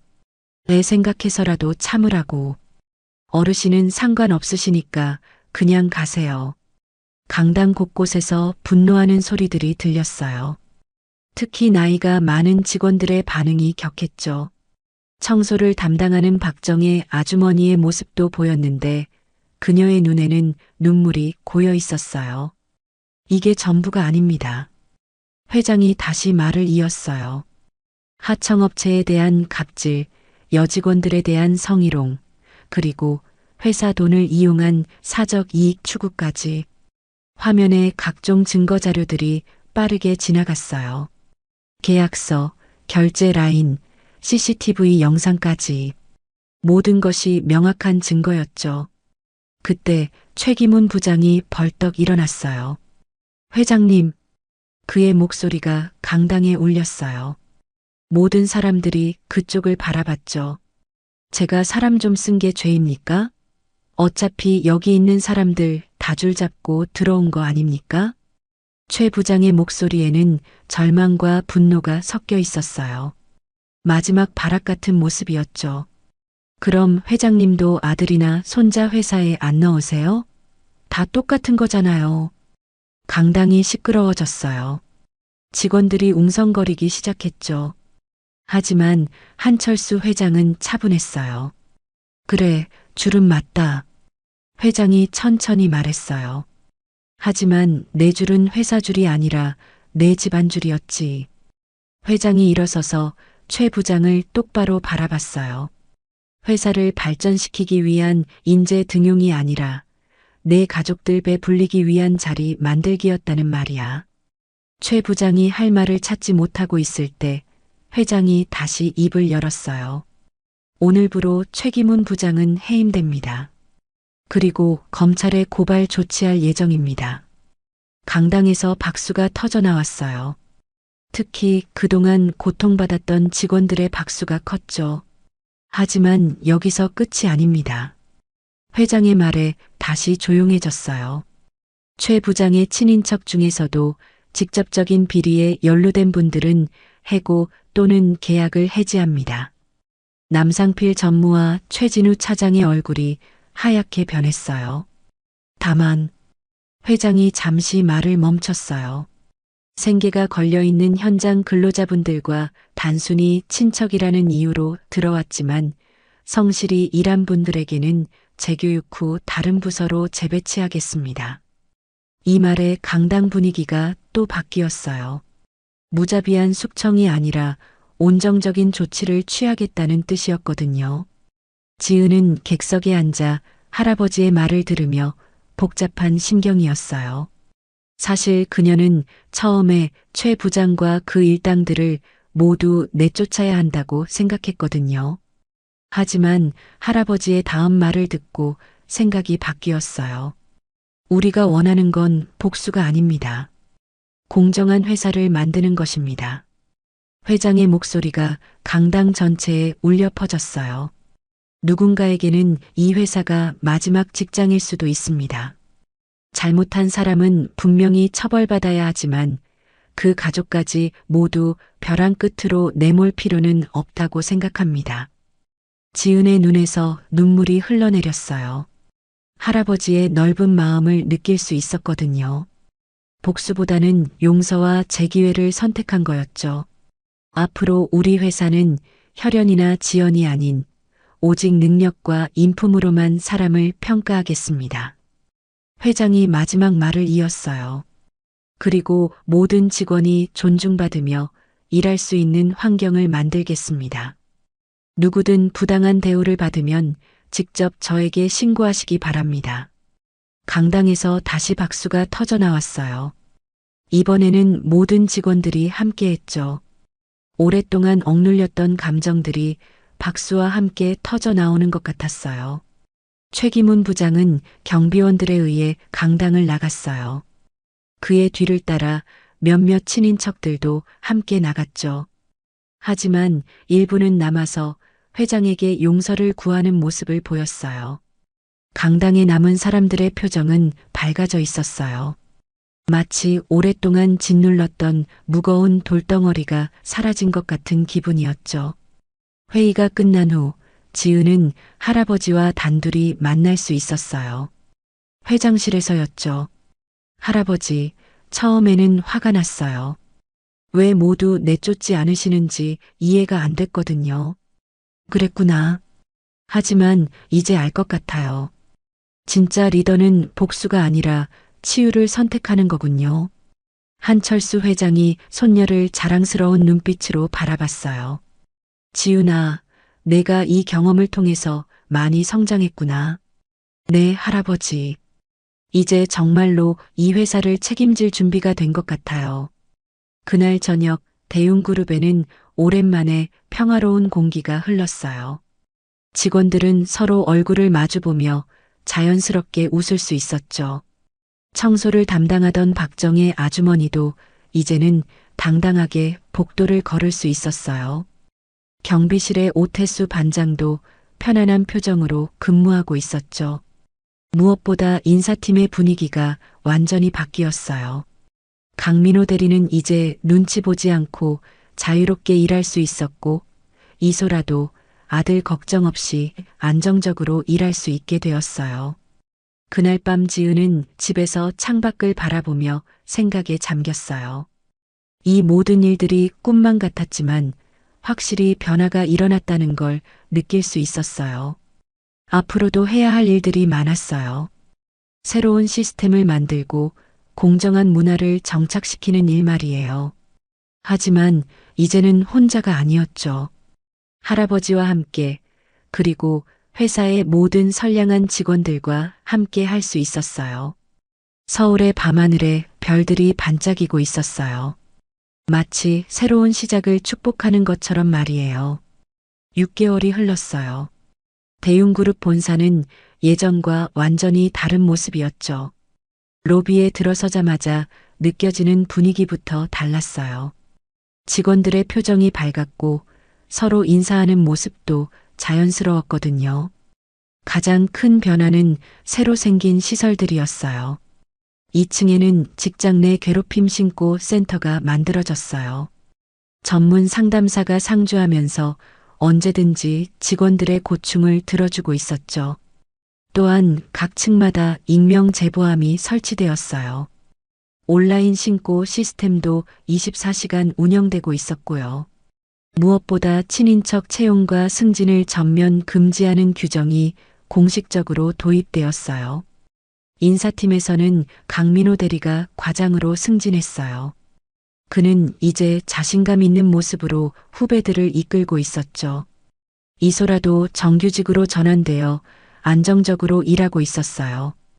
과장님, 오늘 신입사원 면접 일정 확인해 주세요. 네, 알겠습니다. 이번에는 정말 공정하게 뽑아야죠. 강 과장의 목소리에는 자부심이 담겨 있었어요. 이제는 실력과 인품만으로 사람을 뽑을 수 있게 되었거든요. 청소를 담당하던 박정의 아주머니도 달라졌어요. 허리를 당당하게 펴고 일하는 모습에서 자존감이 회복되었다는 걸 느낄 수 있었죠. 아주머니, 고생 많으세요. 젊은 직원들이 지나가며 정중하게 인사했어요. 박 아주머니의 얼굴에 환한 미소가 번졌죠. 고맙습니다. 모두들 예의가 참 바르네요. 경비실의 분위기도 완전히 바뀌었어요. 오태수 경비반장은 이제 편안한 표정으로 근무하고 있었어요. 새로운 경비원들은 모두 예의 바르고 성실한 사람들이었죠. 그리고 한지우는 정식으로 대웅그룹의 인재조직문화 담당 부사장으로 임명되었어요. 더 이상 한지은이라는 가짜 이름을 쓸 필요가 없었거든요. 지훈 부사장님, 이번 달 직원 만족도 조사 결과가 나왔습니다. 김도혁 비서실장이 보고서를 가져왔어요. 어떤가요? 전체적으로 크게 개선되었습니다. 특히 직장 내 괴롭힘 관련 항목에서 만점에 가까운 점수가 나왔어요. 지훈의 얼굴에 만족스러운 표정이 떠올랐어요. 지난 몇 개월간의 노력이 결실을 맺고 있었거든요. 그날 저녁 지훈은 할아버지와 함께 한강변을 산책하기로 했어요. 오랜만에 둘만의 시간을 갖자는 할아버지의 제안이었죠. 한강공원의 벤치에 나란히 앉은 할아버지와 손녀는 강물을 바라보며 조용히 이야기를 나누었어요. 서울의 야경이 강물에 반사되어 반짝이고 있었죠. 할아버지, 그동안 정말 고생 많으셨어요. 고생이라니. 오히려 너 덕분에 회사가 제대로 된 모습을 찾았는걸. 한철수 회장의 목소리에는 깊은 만족감이 묻어 있었어요.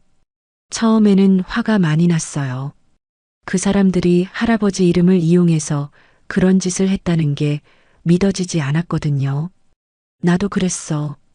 특히 내가 그런 일을 당하는 걸 보고는 정말 화가 머리끝까지 났지.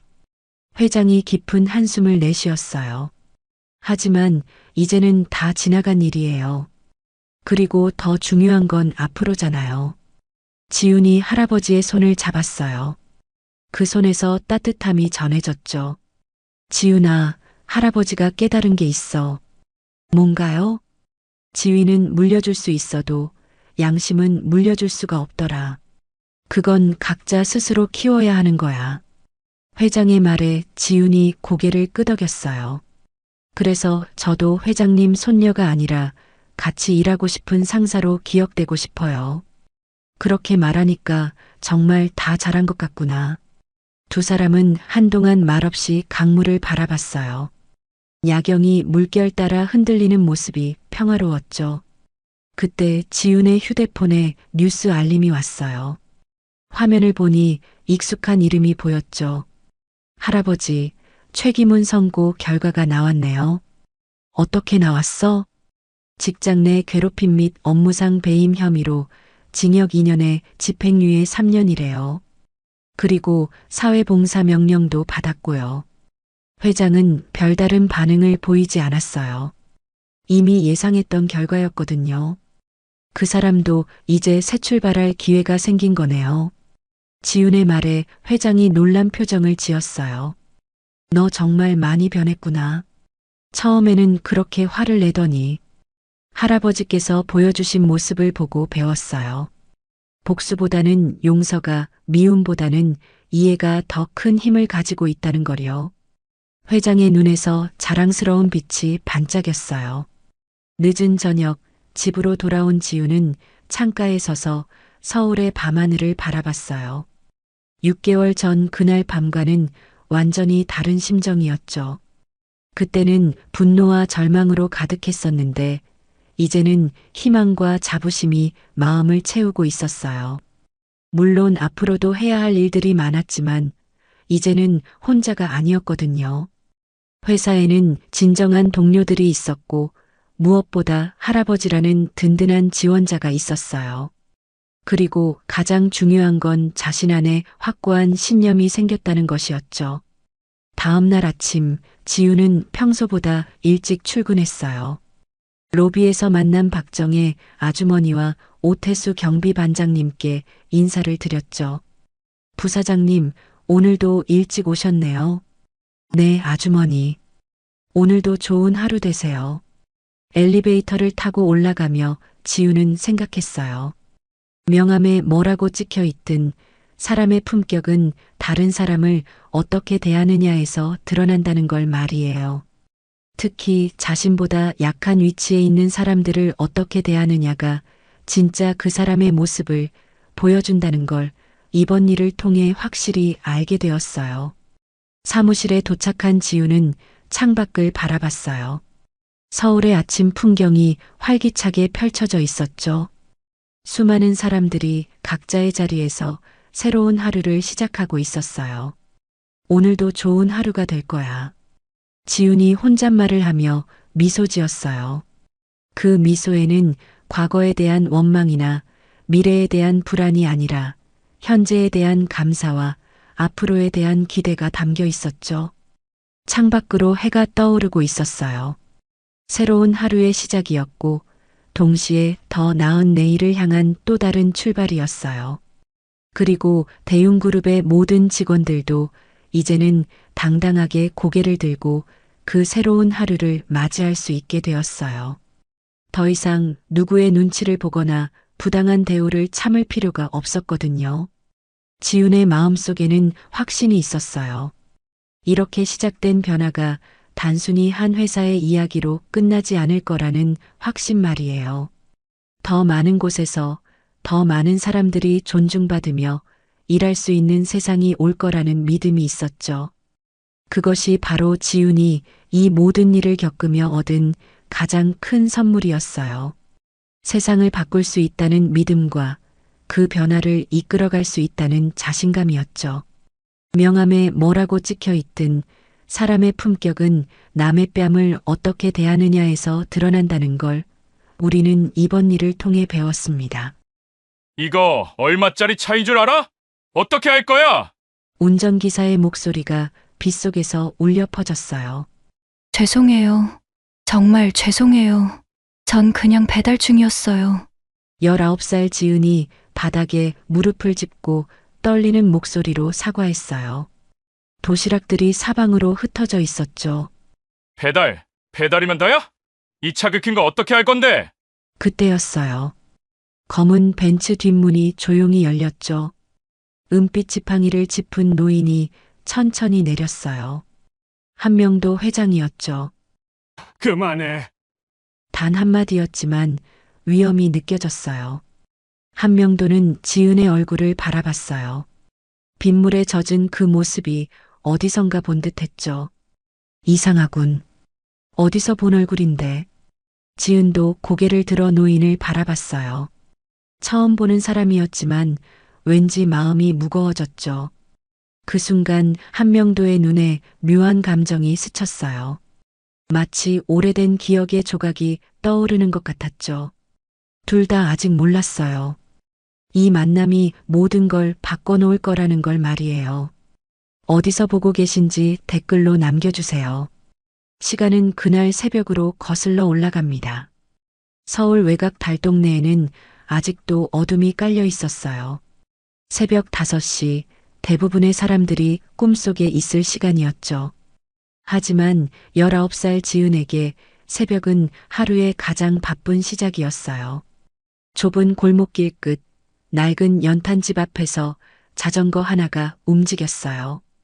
뒤편에는 신문 뭉치들이 가지런히 쌓여 있었고, 앞쪽 바구니에는 하얀 도시락 가방이 가득 담겨 있었죠. 자전거 곳곳에는 세월의 흔적이 녹슬어 있었어요. 어머니, 오늘도 잘 갔다 올게요. 지은이 작은 사진 앞에서 머리를 숙였어요. 액자 속 여인은 온화한 미소를 지으며 딸을 바라보고 있었죠. 그 옆으로 아버지의 사진도 나란히 놓여 있었어요. 두 사진 앞에는 시든 들꽃 한 송이가 놓여 있었죠. 지은은 문을 열고 나섰어요. 차가운 새벽 공기가 볼을 스쳤죠. 자전거 페달을 밟으며 골목길을 빠져나갔어요. 가녀린 어깨 위로 검은 머리가 바람에 살짝 흔들렸죠. 손목에 낡은 머리끈으로 묶은 머리는 단정했어요. 햇빛에 그을린 피부와 거친 손이 고된 삶을 말해주고 있었어요. 골목을 나서자 가로등 불빛이 아스팔트를 비췄어요.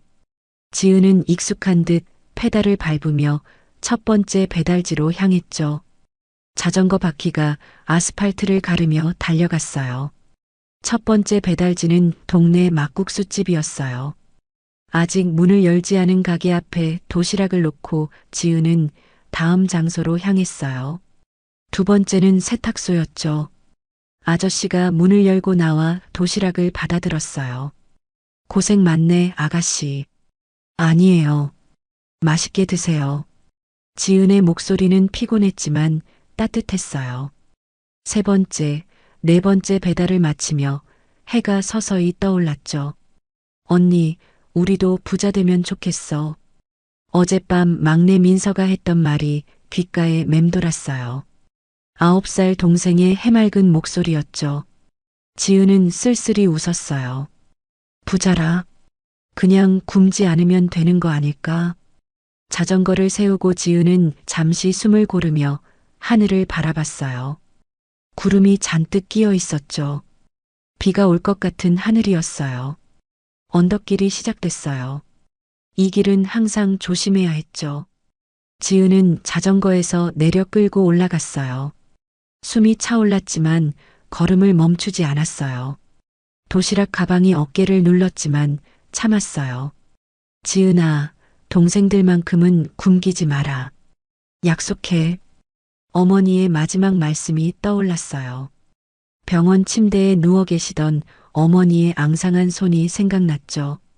그때 지은은 울먹이며 대답했어요. 네, 어머니. 약속할게요. 언덕 중턱에서 지은은 다시 자전거에 올라탔어요. 이제 내리막길이었죠. 페달을 살짝만 밟아도 속도가 났어요. 그때 하늘에서 빗방울이 떨어지기 시작했어요. 처음에는 가랑비였지만 금세 굵어졌죠. 지은은 서둘러 속도를 냈어요. 아이고, 이제 막 시작인데. 비가 내리는 언덕길은 위험했어요. 자전거 바퀴가 젖은 아스팔트에서 미끄러지기 시작했죠. 지은은 브레이크를 잡았지만 속도가 줄어들지 않았어요. 오히려 자전거가 좌우로 흔들렸죠. 아, 안 돼. 지은의 얼굴에 당황스러운 표정이 떠올랐어요. 핸들을 꽉 잡고 균형을 잡으려 했지만 역부족이었죠. 그 순간이었어요. 모퉁이를 돌아오는 검은 벤츠와 마주쳤죠. 고급 세단의 검은 칠이 빗물에 반짝이고 있었어요. 지은의 눈이 커졌어요. 급하게 핸들을 꺾었지만 이미 늦었어요. 쿵! 자전거가 차 옆면에 부딪히며 지은이 바닥으로 떨어졌어요. 도시락들이 사방으로 흩어졌고 신문들이 빗물에 젖어갔죠. 지은은 아스팔트 바닥에 무릎을 짚고 앉아 있었어요. 아, 이거 뭐야? 운전기사가 뛰어나왔어요. 50대쯤 되어 보이는 중년 남성의 얼굴이 붉게 달아올랐죠. 양복 차림의 그는 차 옆면을 살펴보더니 소리쳤어요. 이거 얼마짜리 차인 줄 알아? 어떻게 할 거야? 지은은 바닥에 손을 짚고 일어나려 했어요. 무릎에서 피가 났지만 차부터 확인했죠. 검은 벤츠 옆면에 작은 흠집이 생겨 있었어요. 죄송해요. 정말 죄송해요. 전 그냥 배달 중이었어요. 지은의 목소리가 떨렸어요. 커다란 눈에 눈물이 맺혔죠. 배달이면 다야? 이 차 긁힌 거 어떻게 할 건데? 이거 수입차라고. 운전기사의 목소리가 점점 커졌어요. 지은은 고개를 숙이며 떨리는 목소리로 말했죠. 제가 다 배상할게요. 시간만 좀 주세요. 시간? 아가씨, 이거 수리비만 몇백만 원인데 어떻게 배상할 건데? 지은의 얼굴이 하얗게 질렸어요. 몇백만 원이라는 돈은 상상할 수도 없는 큰 돈이었죠. 그때였어요. 차 뒷문이 조용히 열렸죠. 은빛 지팡이가 먼저 나왔어요. 그리고 단정한 회색 정장을 입은 노인이 천천히 내렸어요. 흰 머리를 말끔히 빗어넘긴 중후한 모습이었어요. 키는 컸지만 어깨가 약간 굽어 있었죠. 한명도 회장이었어요. 그만해. 낮고 깊은 목소리였죠. 단 두 마디였지만 위험이 느껴졌어요. 운전기사가 입을 다물었어요. 회장님, 동승에 있던 김 비서가 뒤쪽에서 다가왔어요. 한명도는 지팡이를 짚고 지은에게 천천히 다가갔어요. 그의 시선이 지은의 얼굴에 머물렀죠. 빗물에 젖은 지은의 모습을 찬찬히 바라봤어요. 지은은 고개를 들어 노인을 바라봤어요. 냉철하고 완고한 인상이었지만 눈빛에는 피로함이 서려 있었죠. 처음 보는 사람이었지만 왠지 마음이 무거워졌어요. 이상하군. 한명도의 눈동자가 흔들렸어요. 어디선가 본 듯한 얼굴이었죠. 특히 그 큰 눈망울과 고든 눈썹이 낯익었어요. 오랜 기억 속 누군가가 떠올랐지만 명확하지 않았어요. 어디서 본 얼굴인데? 한명도가 중얼거렸어요. 지은은 당황한 표정으로 대답했죠. 죄송합니다, 할아버지. 제가 잘못했어요. 정말 죄송해요. 한명도는 대답하지 않았어요. 그저 지은의 얼굴을 계속 바라볼 뿐이었죠. 빗물이 두 사람 사이로 떨어졌어요. 시간이 멈춘 듯한 침묵이 흘렸어요.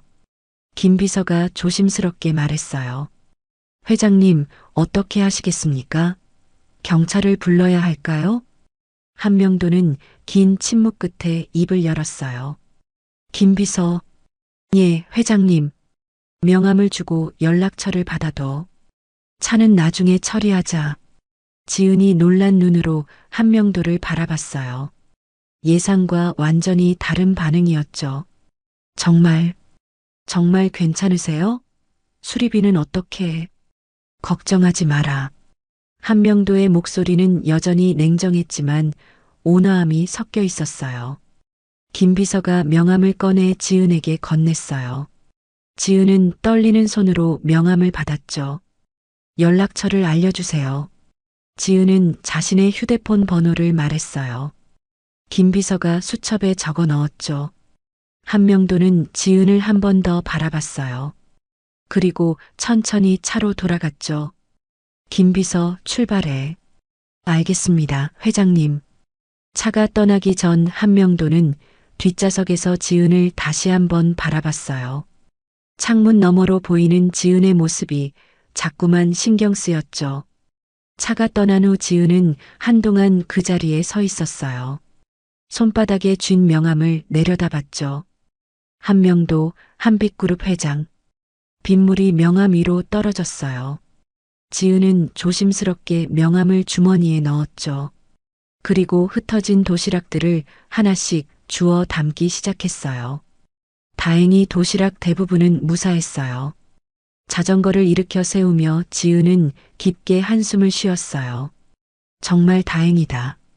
하지만 마음 한편으로는 불안했어요. 왜 그 노인이 자신을 그렇게 바라봤을까 싶었죠. 그날 두 사람은 아직 몰랐어요.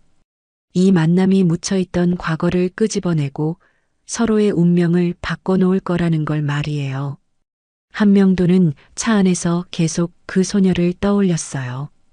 분명 어디선가 본 얼굴이었는데 기억이 나지 않았죠. 그 큰 눈동자가 자꾸만 마음에 걸렸어요. 그 사고가 있은 지 사흘이 지났어요. 지은은 평소처럼 새벽 배달을 마치고 집으로 돌아오고 있었죠. 자전거에는 아직도 그때의 흠집이 남아 있었어요. 휴대폰이 울렸어요. 모르는 번호였죠. 여보세요?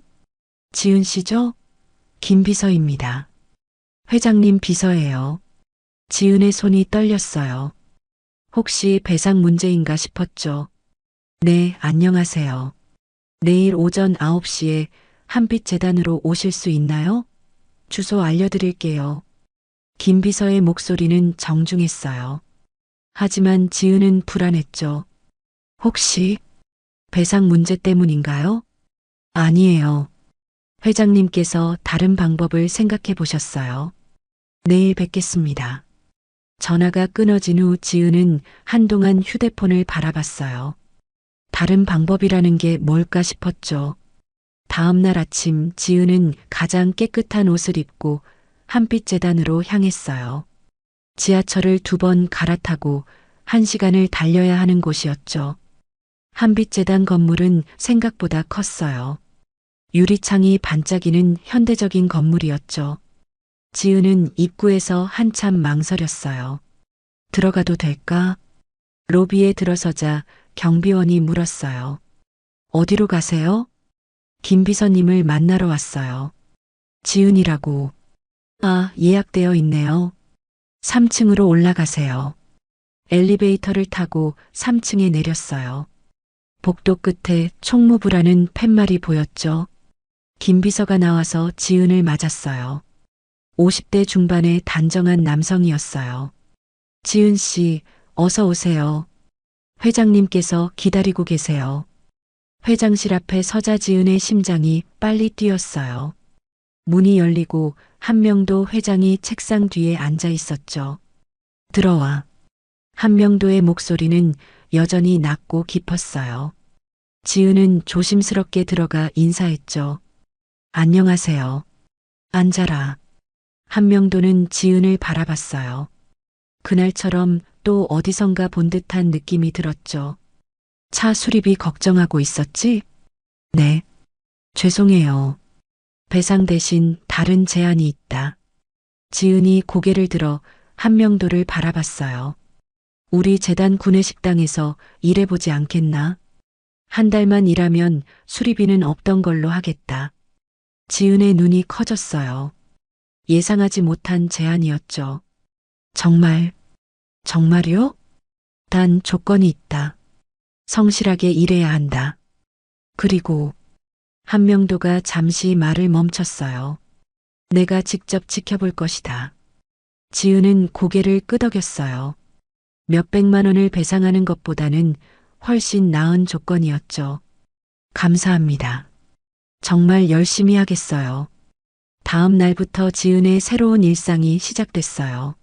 새벽 배달을 마치고 오전 9시까지 재단에 도착해야 했죠. 구내식당 주방장은 김 요리사였어요. 50대 여성으로 까칠한 성격이었죠. 아가씨, 여기서는 장난 안 통해. 음식이 생명이거든.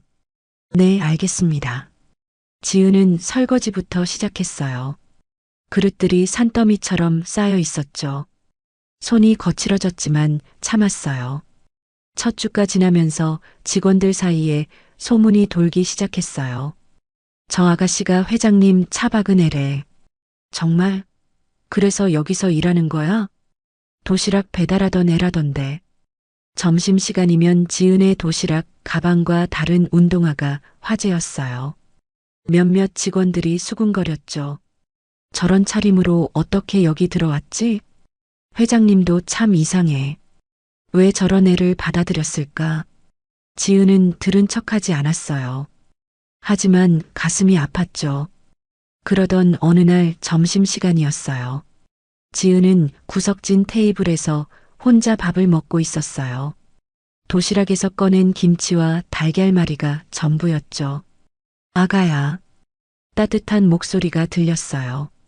지은이 고개를 들자 작고 통통한 할머니가 서 있었죠. 단정한 단발머리에 온화한 미소를 지은 분이었어요. 안녕하세요. 김복래라고 해. 회장님 곁에서 오래 일했단다. 복래가 지은 옆에 앉으며 말했어요. 혼자 먹지 말고 이것도 먹어봐. 복래는 자신의 반찬통을 열어 지은에게 나눠주었어요. 정성스럽게 만든 나물들이 들어 있었죠. 감사해요. 하지만 괜찮아요. 아니야, 먹어. 너무 말랐잖아. 복래의 손길이 따뜻했어요. 지은은 오랜만에 누군가의 배려를 받는 기분이었죠. 그런데 아가야, 내 웃음이. 복래가 지은의 얼굴을 자세히 바라봤어요. 옛날 사모님이랑 똑같다. 지은이 고개를 갸웃했어요. 사모님이요? 응, 회장님 며느리였는데. 참 착한 분이셨어. 복래의 눈에 그리움이 스쳤어요. 지금은 어디 계세요? 하늘나라로 가셨어. 벌써 오래됐지. 지은은 이유를 알 수 없었지만 가슴이 찡했어요. 복래의 말에 묘한 감정이 일었죠. 그날 오후 지은이 설거지를 하고 있을 때였어요. 한명도가 구내식당에 나타났어요. 직원들이 긴장하며 인사했죠. 회장님 안녕하세요. 한명도는 고개만 끄덕이고 지은이 있는 곳으로 왔어요. 어떤가 일이. 열심히 하고 있어요. 감사합니다. 한명도는 지은의 손을 바라봤어요. 설거지 때문에 더욱 거칠어진 손이었죠. 고생이 많구나. 그 말에 지은의 눈가가 촉촉해졌어요. 오랜만에 들어보는 따뜻한 말이었죠. 괜찮아요. 이 정도는 아무것도 아니에요. 한명도는 지은을 한동안 바라봤어요. 그리고 조용히 돌아갔죠. 복래가 지은에게 다가왔어요. 회장님이 너한테 관심이 많으시네. 그런가요? 응, 저렇게 구내식당까지 오시는 일은 거의 없거든. 그날 밤 지은은 반지하 집으로 돌아왔어요. 동생들이 기다리고 있었죠. 언니 배고파요. 막내 민서가 지은의 치마를 잡아당겼어요. 잠깐만 금방 준비할게. 지은은 구내식당에서 몰래 가져온 도시락을 꺼냈어요. 남은 반찬들을 모아온 것이었죠. 우와, 맛있겠다. 민서가 눈을 반짝였어요. 수진과 지훈도 기뻐했죠. 언니, 이거 어디서 났어요? 수진이 물었어요.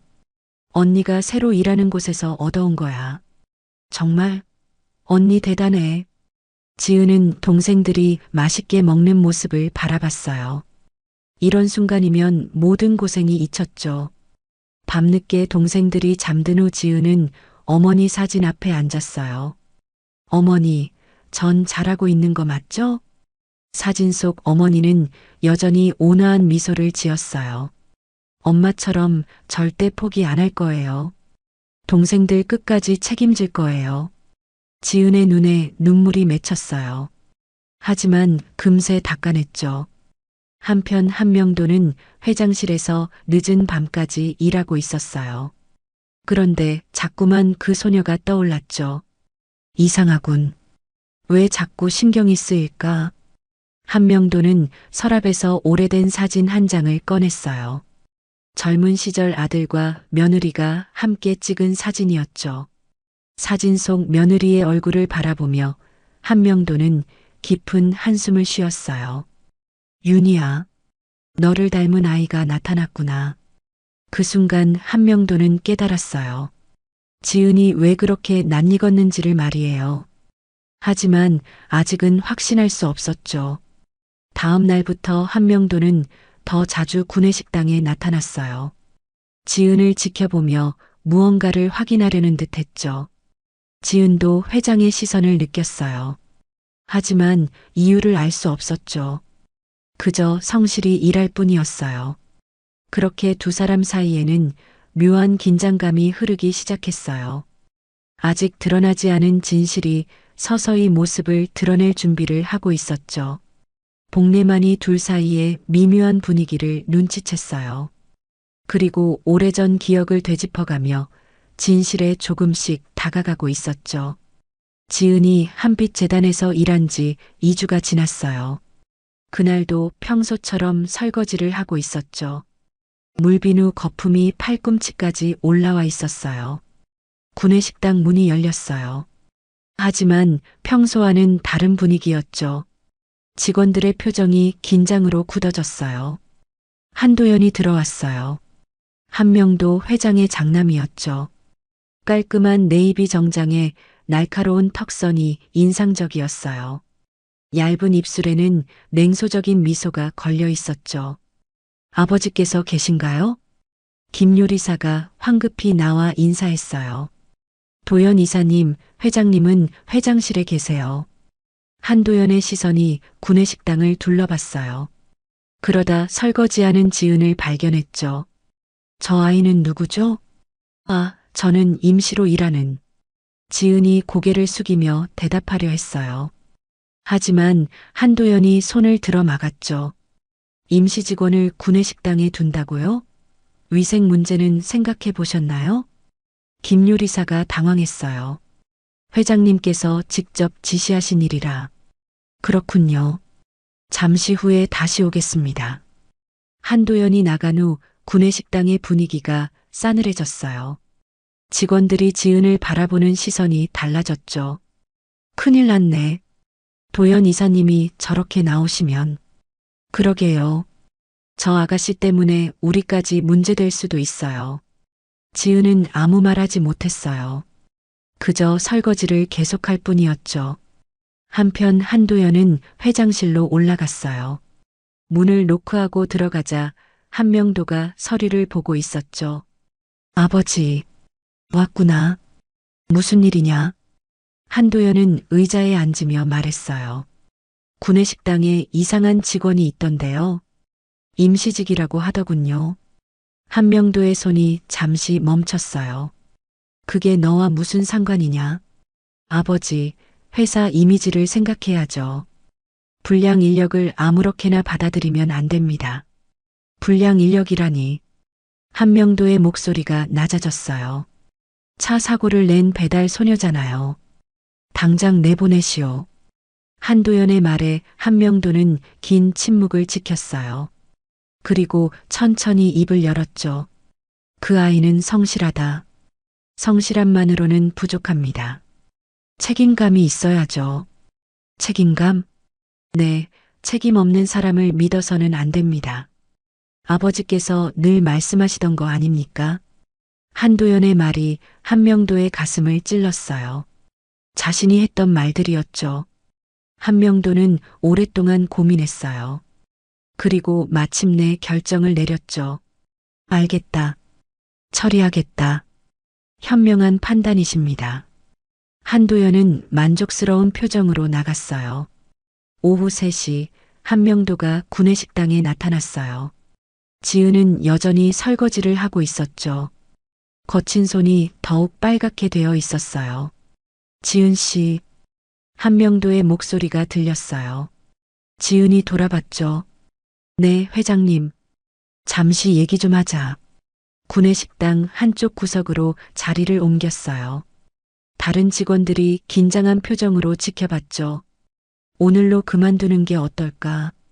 한명도의 말에 지은의 얼굴이 하얗게 질렸어요. 혹시 제가 잘못한 게 있나요? 그런 건 아니다. 다만 한명도가 말을 망설였어요. 책임 없는 사람을 믿지 않는다는 게 내 원칙이다. 지은의 눈에 눈물이 맺혔어요. 하지만 울지 않으려 애썼죠. 저에겐 지켜야 할 동생들이 있어요. 그건 내 문제다. 한명도의 목소리는 냉정했어요. 하지만 그의 눈빛은 흔들리고 있었죠. 지은은 눈물을 삼키며 고개를 숙였어요. 알겠습니다. 수고했다. 한명도가 돌아서며 말했어요. 지은은 한동안 그 자리에 서 있었죠. 김복래가 다가왔어요.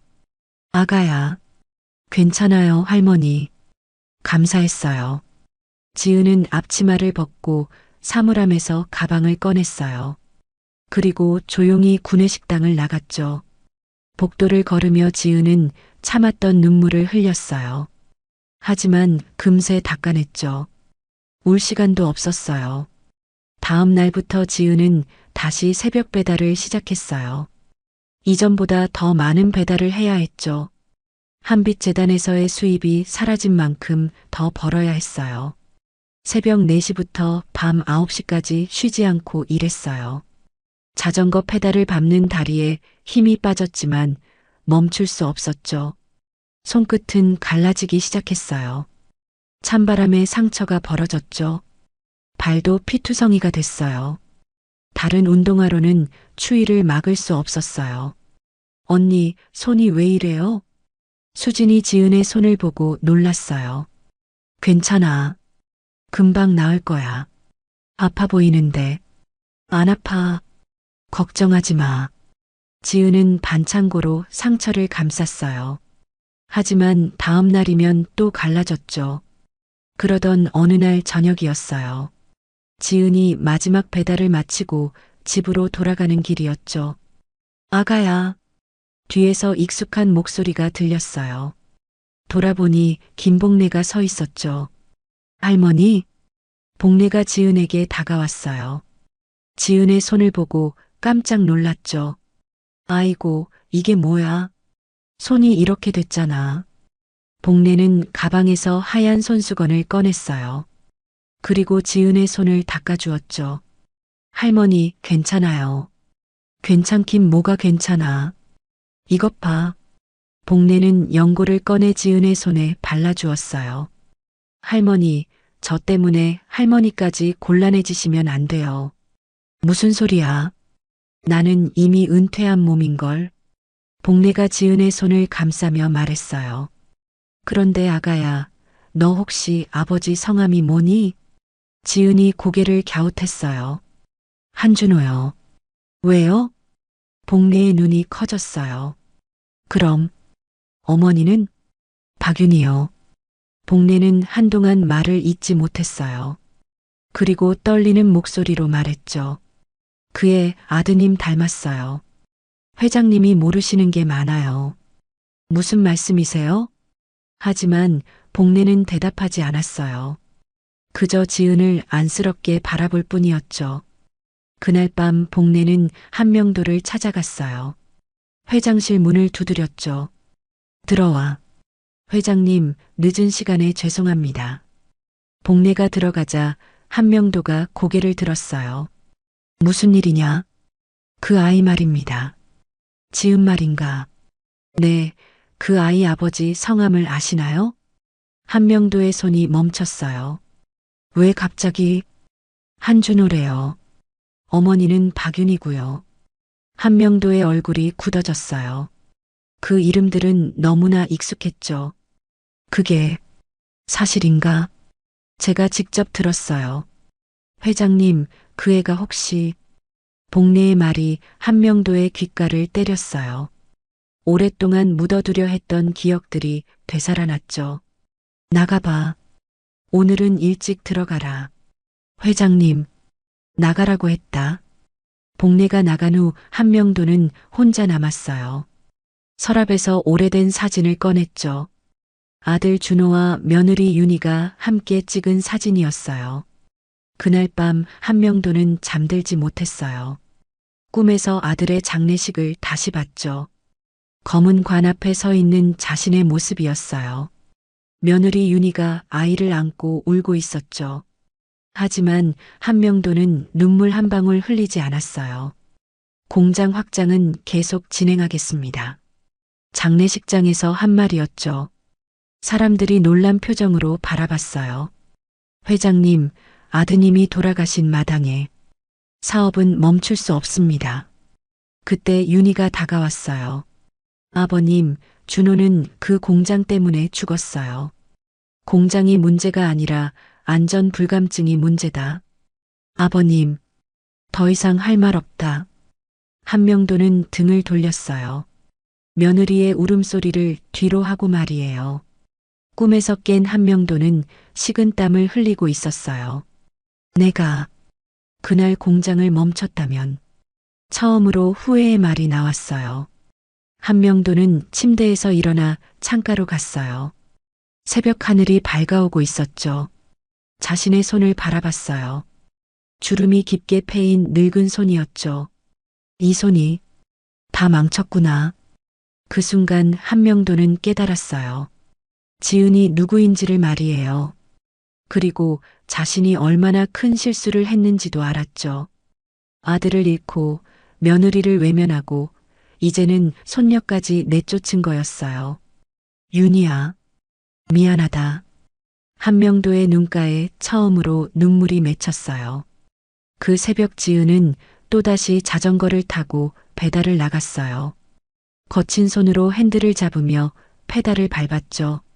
아직 둘 다 몰랐어요. 운명이 다시 한번 그들을 이어주려 한다는 걸 말이에요. 그날 밤 김복래는 잠들지 못했어요. 지은의 상처 입은 손과 한명도, 회장의 흔들린 눈빛이 계속 떠올랐죠. 침대에서 일어나 오래된 장롱을 열었어요. 깊숙한 곳에서 낡은 서류 봉투 하나를 꺼냈어요. 20년 동안 숨겨둔 것이었죠. 봉투 겉면에는 한준호라는 이름이 적혀 있었어요. 복래의 손이 떨렸어요. 이걸 꺼낼 날이 올 줄은 몰랐죠. 사모님, 이제 말씀드려야 할 것 같아요. 복래는 봉투를 품에 안고 한숨을 깊게 쉬었어요. 다음 날 아침 7시 복래는 한빛 재단으로 향했어요. 평소보다 일찍 나온 거였죠. 회장실 앞에서 한참을 망설였어요. 회장님, 복래입니다. 문 안에서 한명도의 목소리가 들렸어요. 들어와. 복래가 들어가자 한명도는 창가에 서 있었어요. 밤새 잠을 못 잔 듯 얼굴이 창백했죠. 일찍 왔군. 네, 회장님. 드릴 말씀이 있어서요. 복래는 조심스럽게 서류 봉투를 꺼냈어요. 한명도의 시선이 봉투에 머물렸죠. 그게 뭔가 20년 전 일입니다. 준호 도련님이 돌아가시던 날의 기록이에요.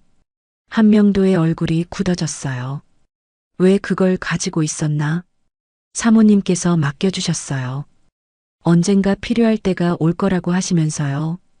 복래는 봉투에서 누렇게 바랜 신문기사를 꺼냈어요.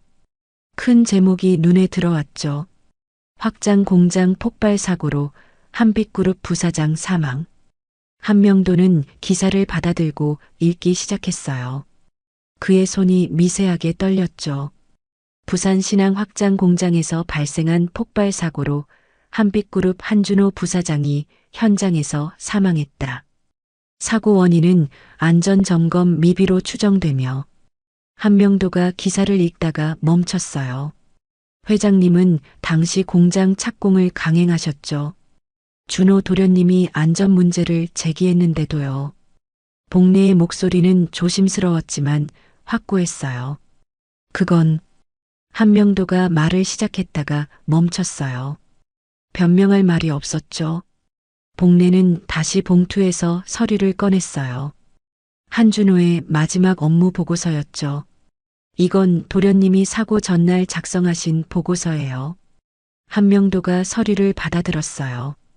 아들의 정성스러운 글씨가 페이지마다 가득했죠.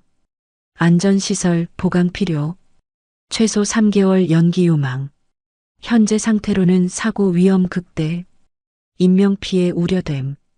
한명도의 눈이 흔들렸어요. 아들이 얼마나 걱정했는지 알 수 있었죠. 그게 내 잘못이었단 말인가. 한명도의 목소리가 갈라졌어요. 처음으로 자신의 잘못을 인정하는 순간이었죠. 도련님은 회장님을 설득하려 애쓰셨어요. 하지만 복래가 말을 멈췄어요. 그날의 기억이 너무 생생했죠. 하지만 나는 듣지 않았다. 한명도가 스스로 말을 이었어요. 복래는 마지막으로 봉투에서 사진 한 장을 꺼냈어요. 어린 여자아이가 아버지 품에 안겨 활짝 웃고 있는 사진이었죠. 이건 지은이가 5살 때 사진이에요. 도련님이 늘 지갑에 넣고 다니셨어요. 한명도는 사진을 떨리는 손으로 받았어요. 사진 속 아이의 눈망울이 너무나 맑고 예뻤죠. 사모님이 떠나시기 전에 이 말씀을 하셨어요. 복례가 조심스럽게 입을 열었어요. 이 아이는 절대 욕심에 물들게 하지 말아주세요. 순수한 마음 그대로 자라게 해주세요. 한명도의 가슴이 뜨끔했어요. 그리고 덧붙이셨죠. 언젠가 아이가 어려움에 처하면 도와주세요라고. 윤희가 그런 말을 했단 말인가. 네, 마지막 유언 같은 말씀이었어요. 한명도는 사진을 다시 바라봤어요. 사진 뒷면에 작은 글씨가 적혀 있었죠. 우리 지은이 아빠가 지켜줄게 마이너스 준호. 한명도의 눈가가 촉촉해졌어요. 이 아이 이름이 지은이라고? 네, 이지은이에요. 그 순간 한명도의 머릿속에 번개 같은 깨달음이 스쳤어요. 왜 그 소녀가 그렇게 낯익었는지, 왜 자꾸 마음에 걸렸는지 이제야 알겠어요. 그럼 혹시 그 아이가 내 손녀라는 건가? 네, 맞습니다. 복례의 대답에 한명도는 의자에 주저앉았어요. 그럴 리가. 아니, 어쩌면. 한명도는 머리를 감쌌어요. 모든 퍼즐이 맞춰지기 시작했죠. 내가 손녀를 내쫓았다고? 지은이는 아직 자신이 누구인지 모르고 있어요. 사모님께서 일부러 숨기신 거거든요. 왜? 윤희가 왜 숨겼을까? 회장님께서 당시 아이를 외면하셨으니까요. 사모님은 상처받을까봐 걱정하셨어요. 한명도는 과거를 되돌아봤어요. 아들의 장례식 후 며느리와 손녀를 멀리한 게 사실이었죠. 내가 그랬구나. 사모님은 아이를 데리고 조용히 떠나셨어요. 그리고 가난하게 살면서도 아이를 잘 키우셨죠. 복례의 목소리에 그리움이 묻어났어요. 그런데 왜 이제서야 말하는 건가? 지은이가 너무 고생하고 있어요. 상처 입은 손을 보니 마음이 아팠어요. 한명도는 어제 지은의 갈라진 손을 떠올렸어요. 그 어린 손이 얼마나 거칠었는지 생각하니 가슴이 찔렸죠. 도연이도 알고 있는 건가? 아니요, 도연 이사님은 모르세요. 당시 너무 어렸으니까요. 한명도는 고개를 끄덕였어요. 그때 도연은 겨우 28이었죠. 그럼 지은이는 정말 모르는 건가? 네, 전혀 모르고 있어요. 그냥 이상한 할아버지 정도로만 생각하고 있을 거예요. 한명도의 마음이 무거워졌어요. 손녀를 알아보지 못한 채 냉정하게 대했던 자신이 미워졌죠.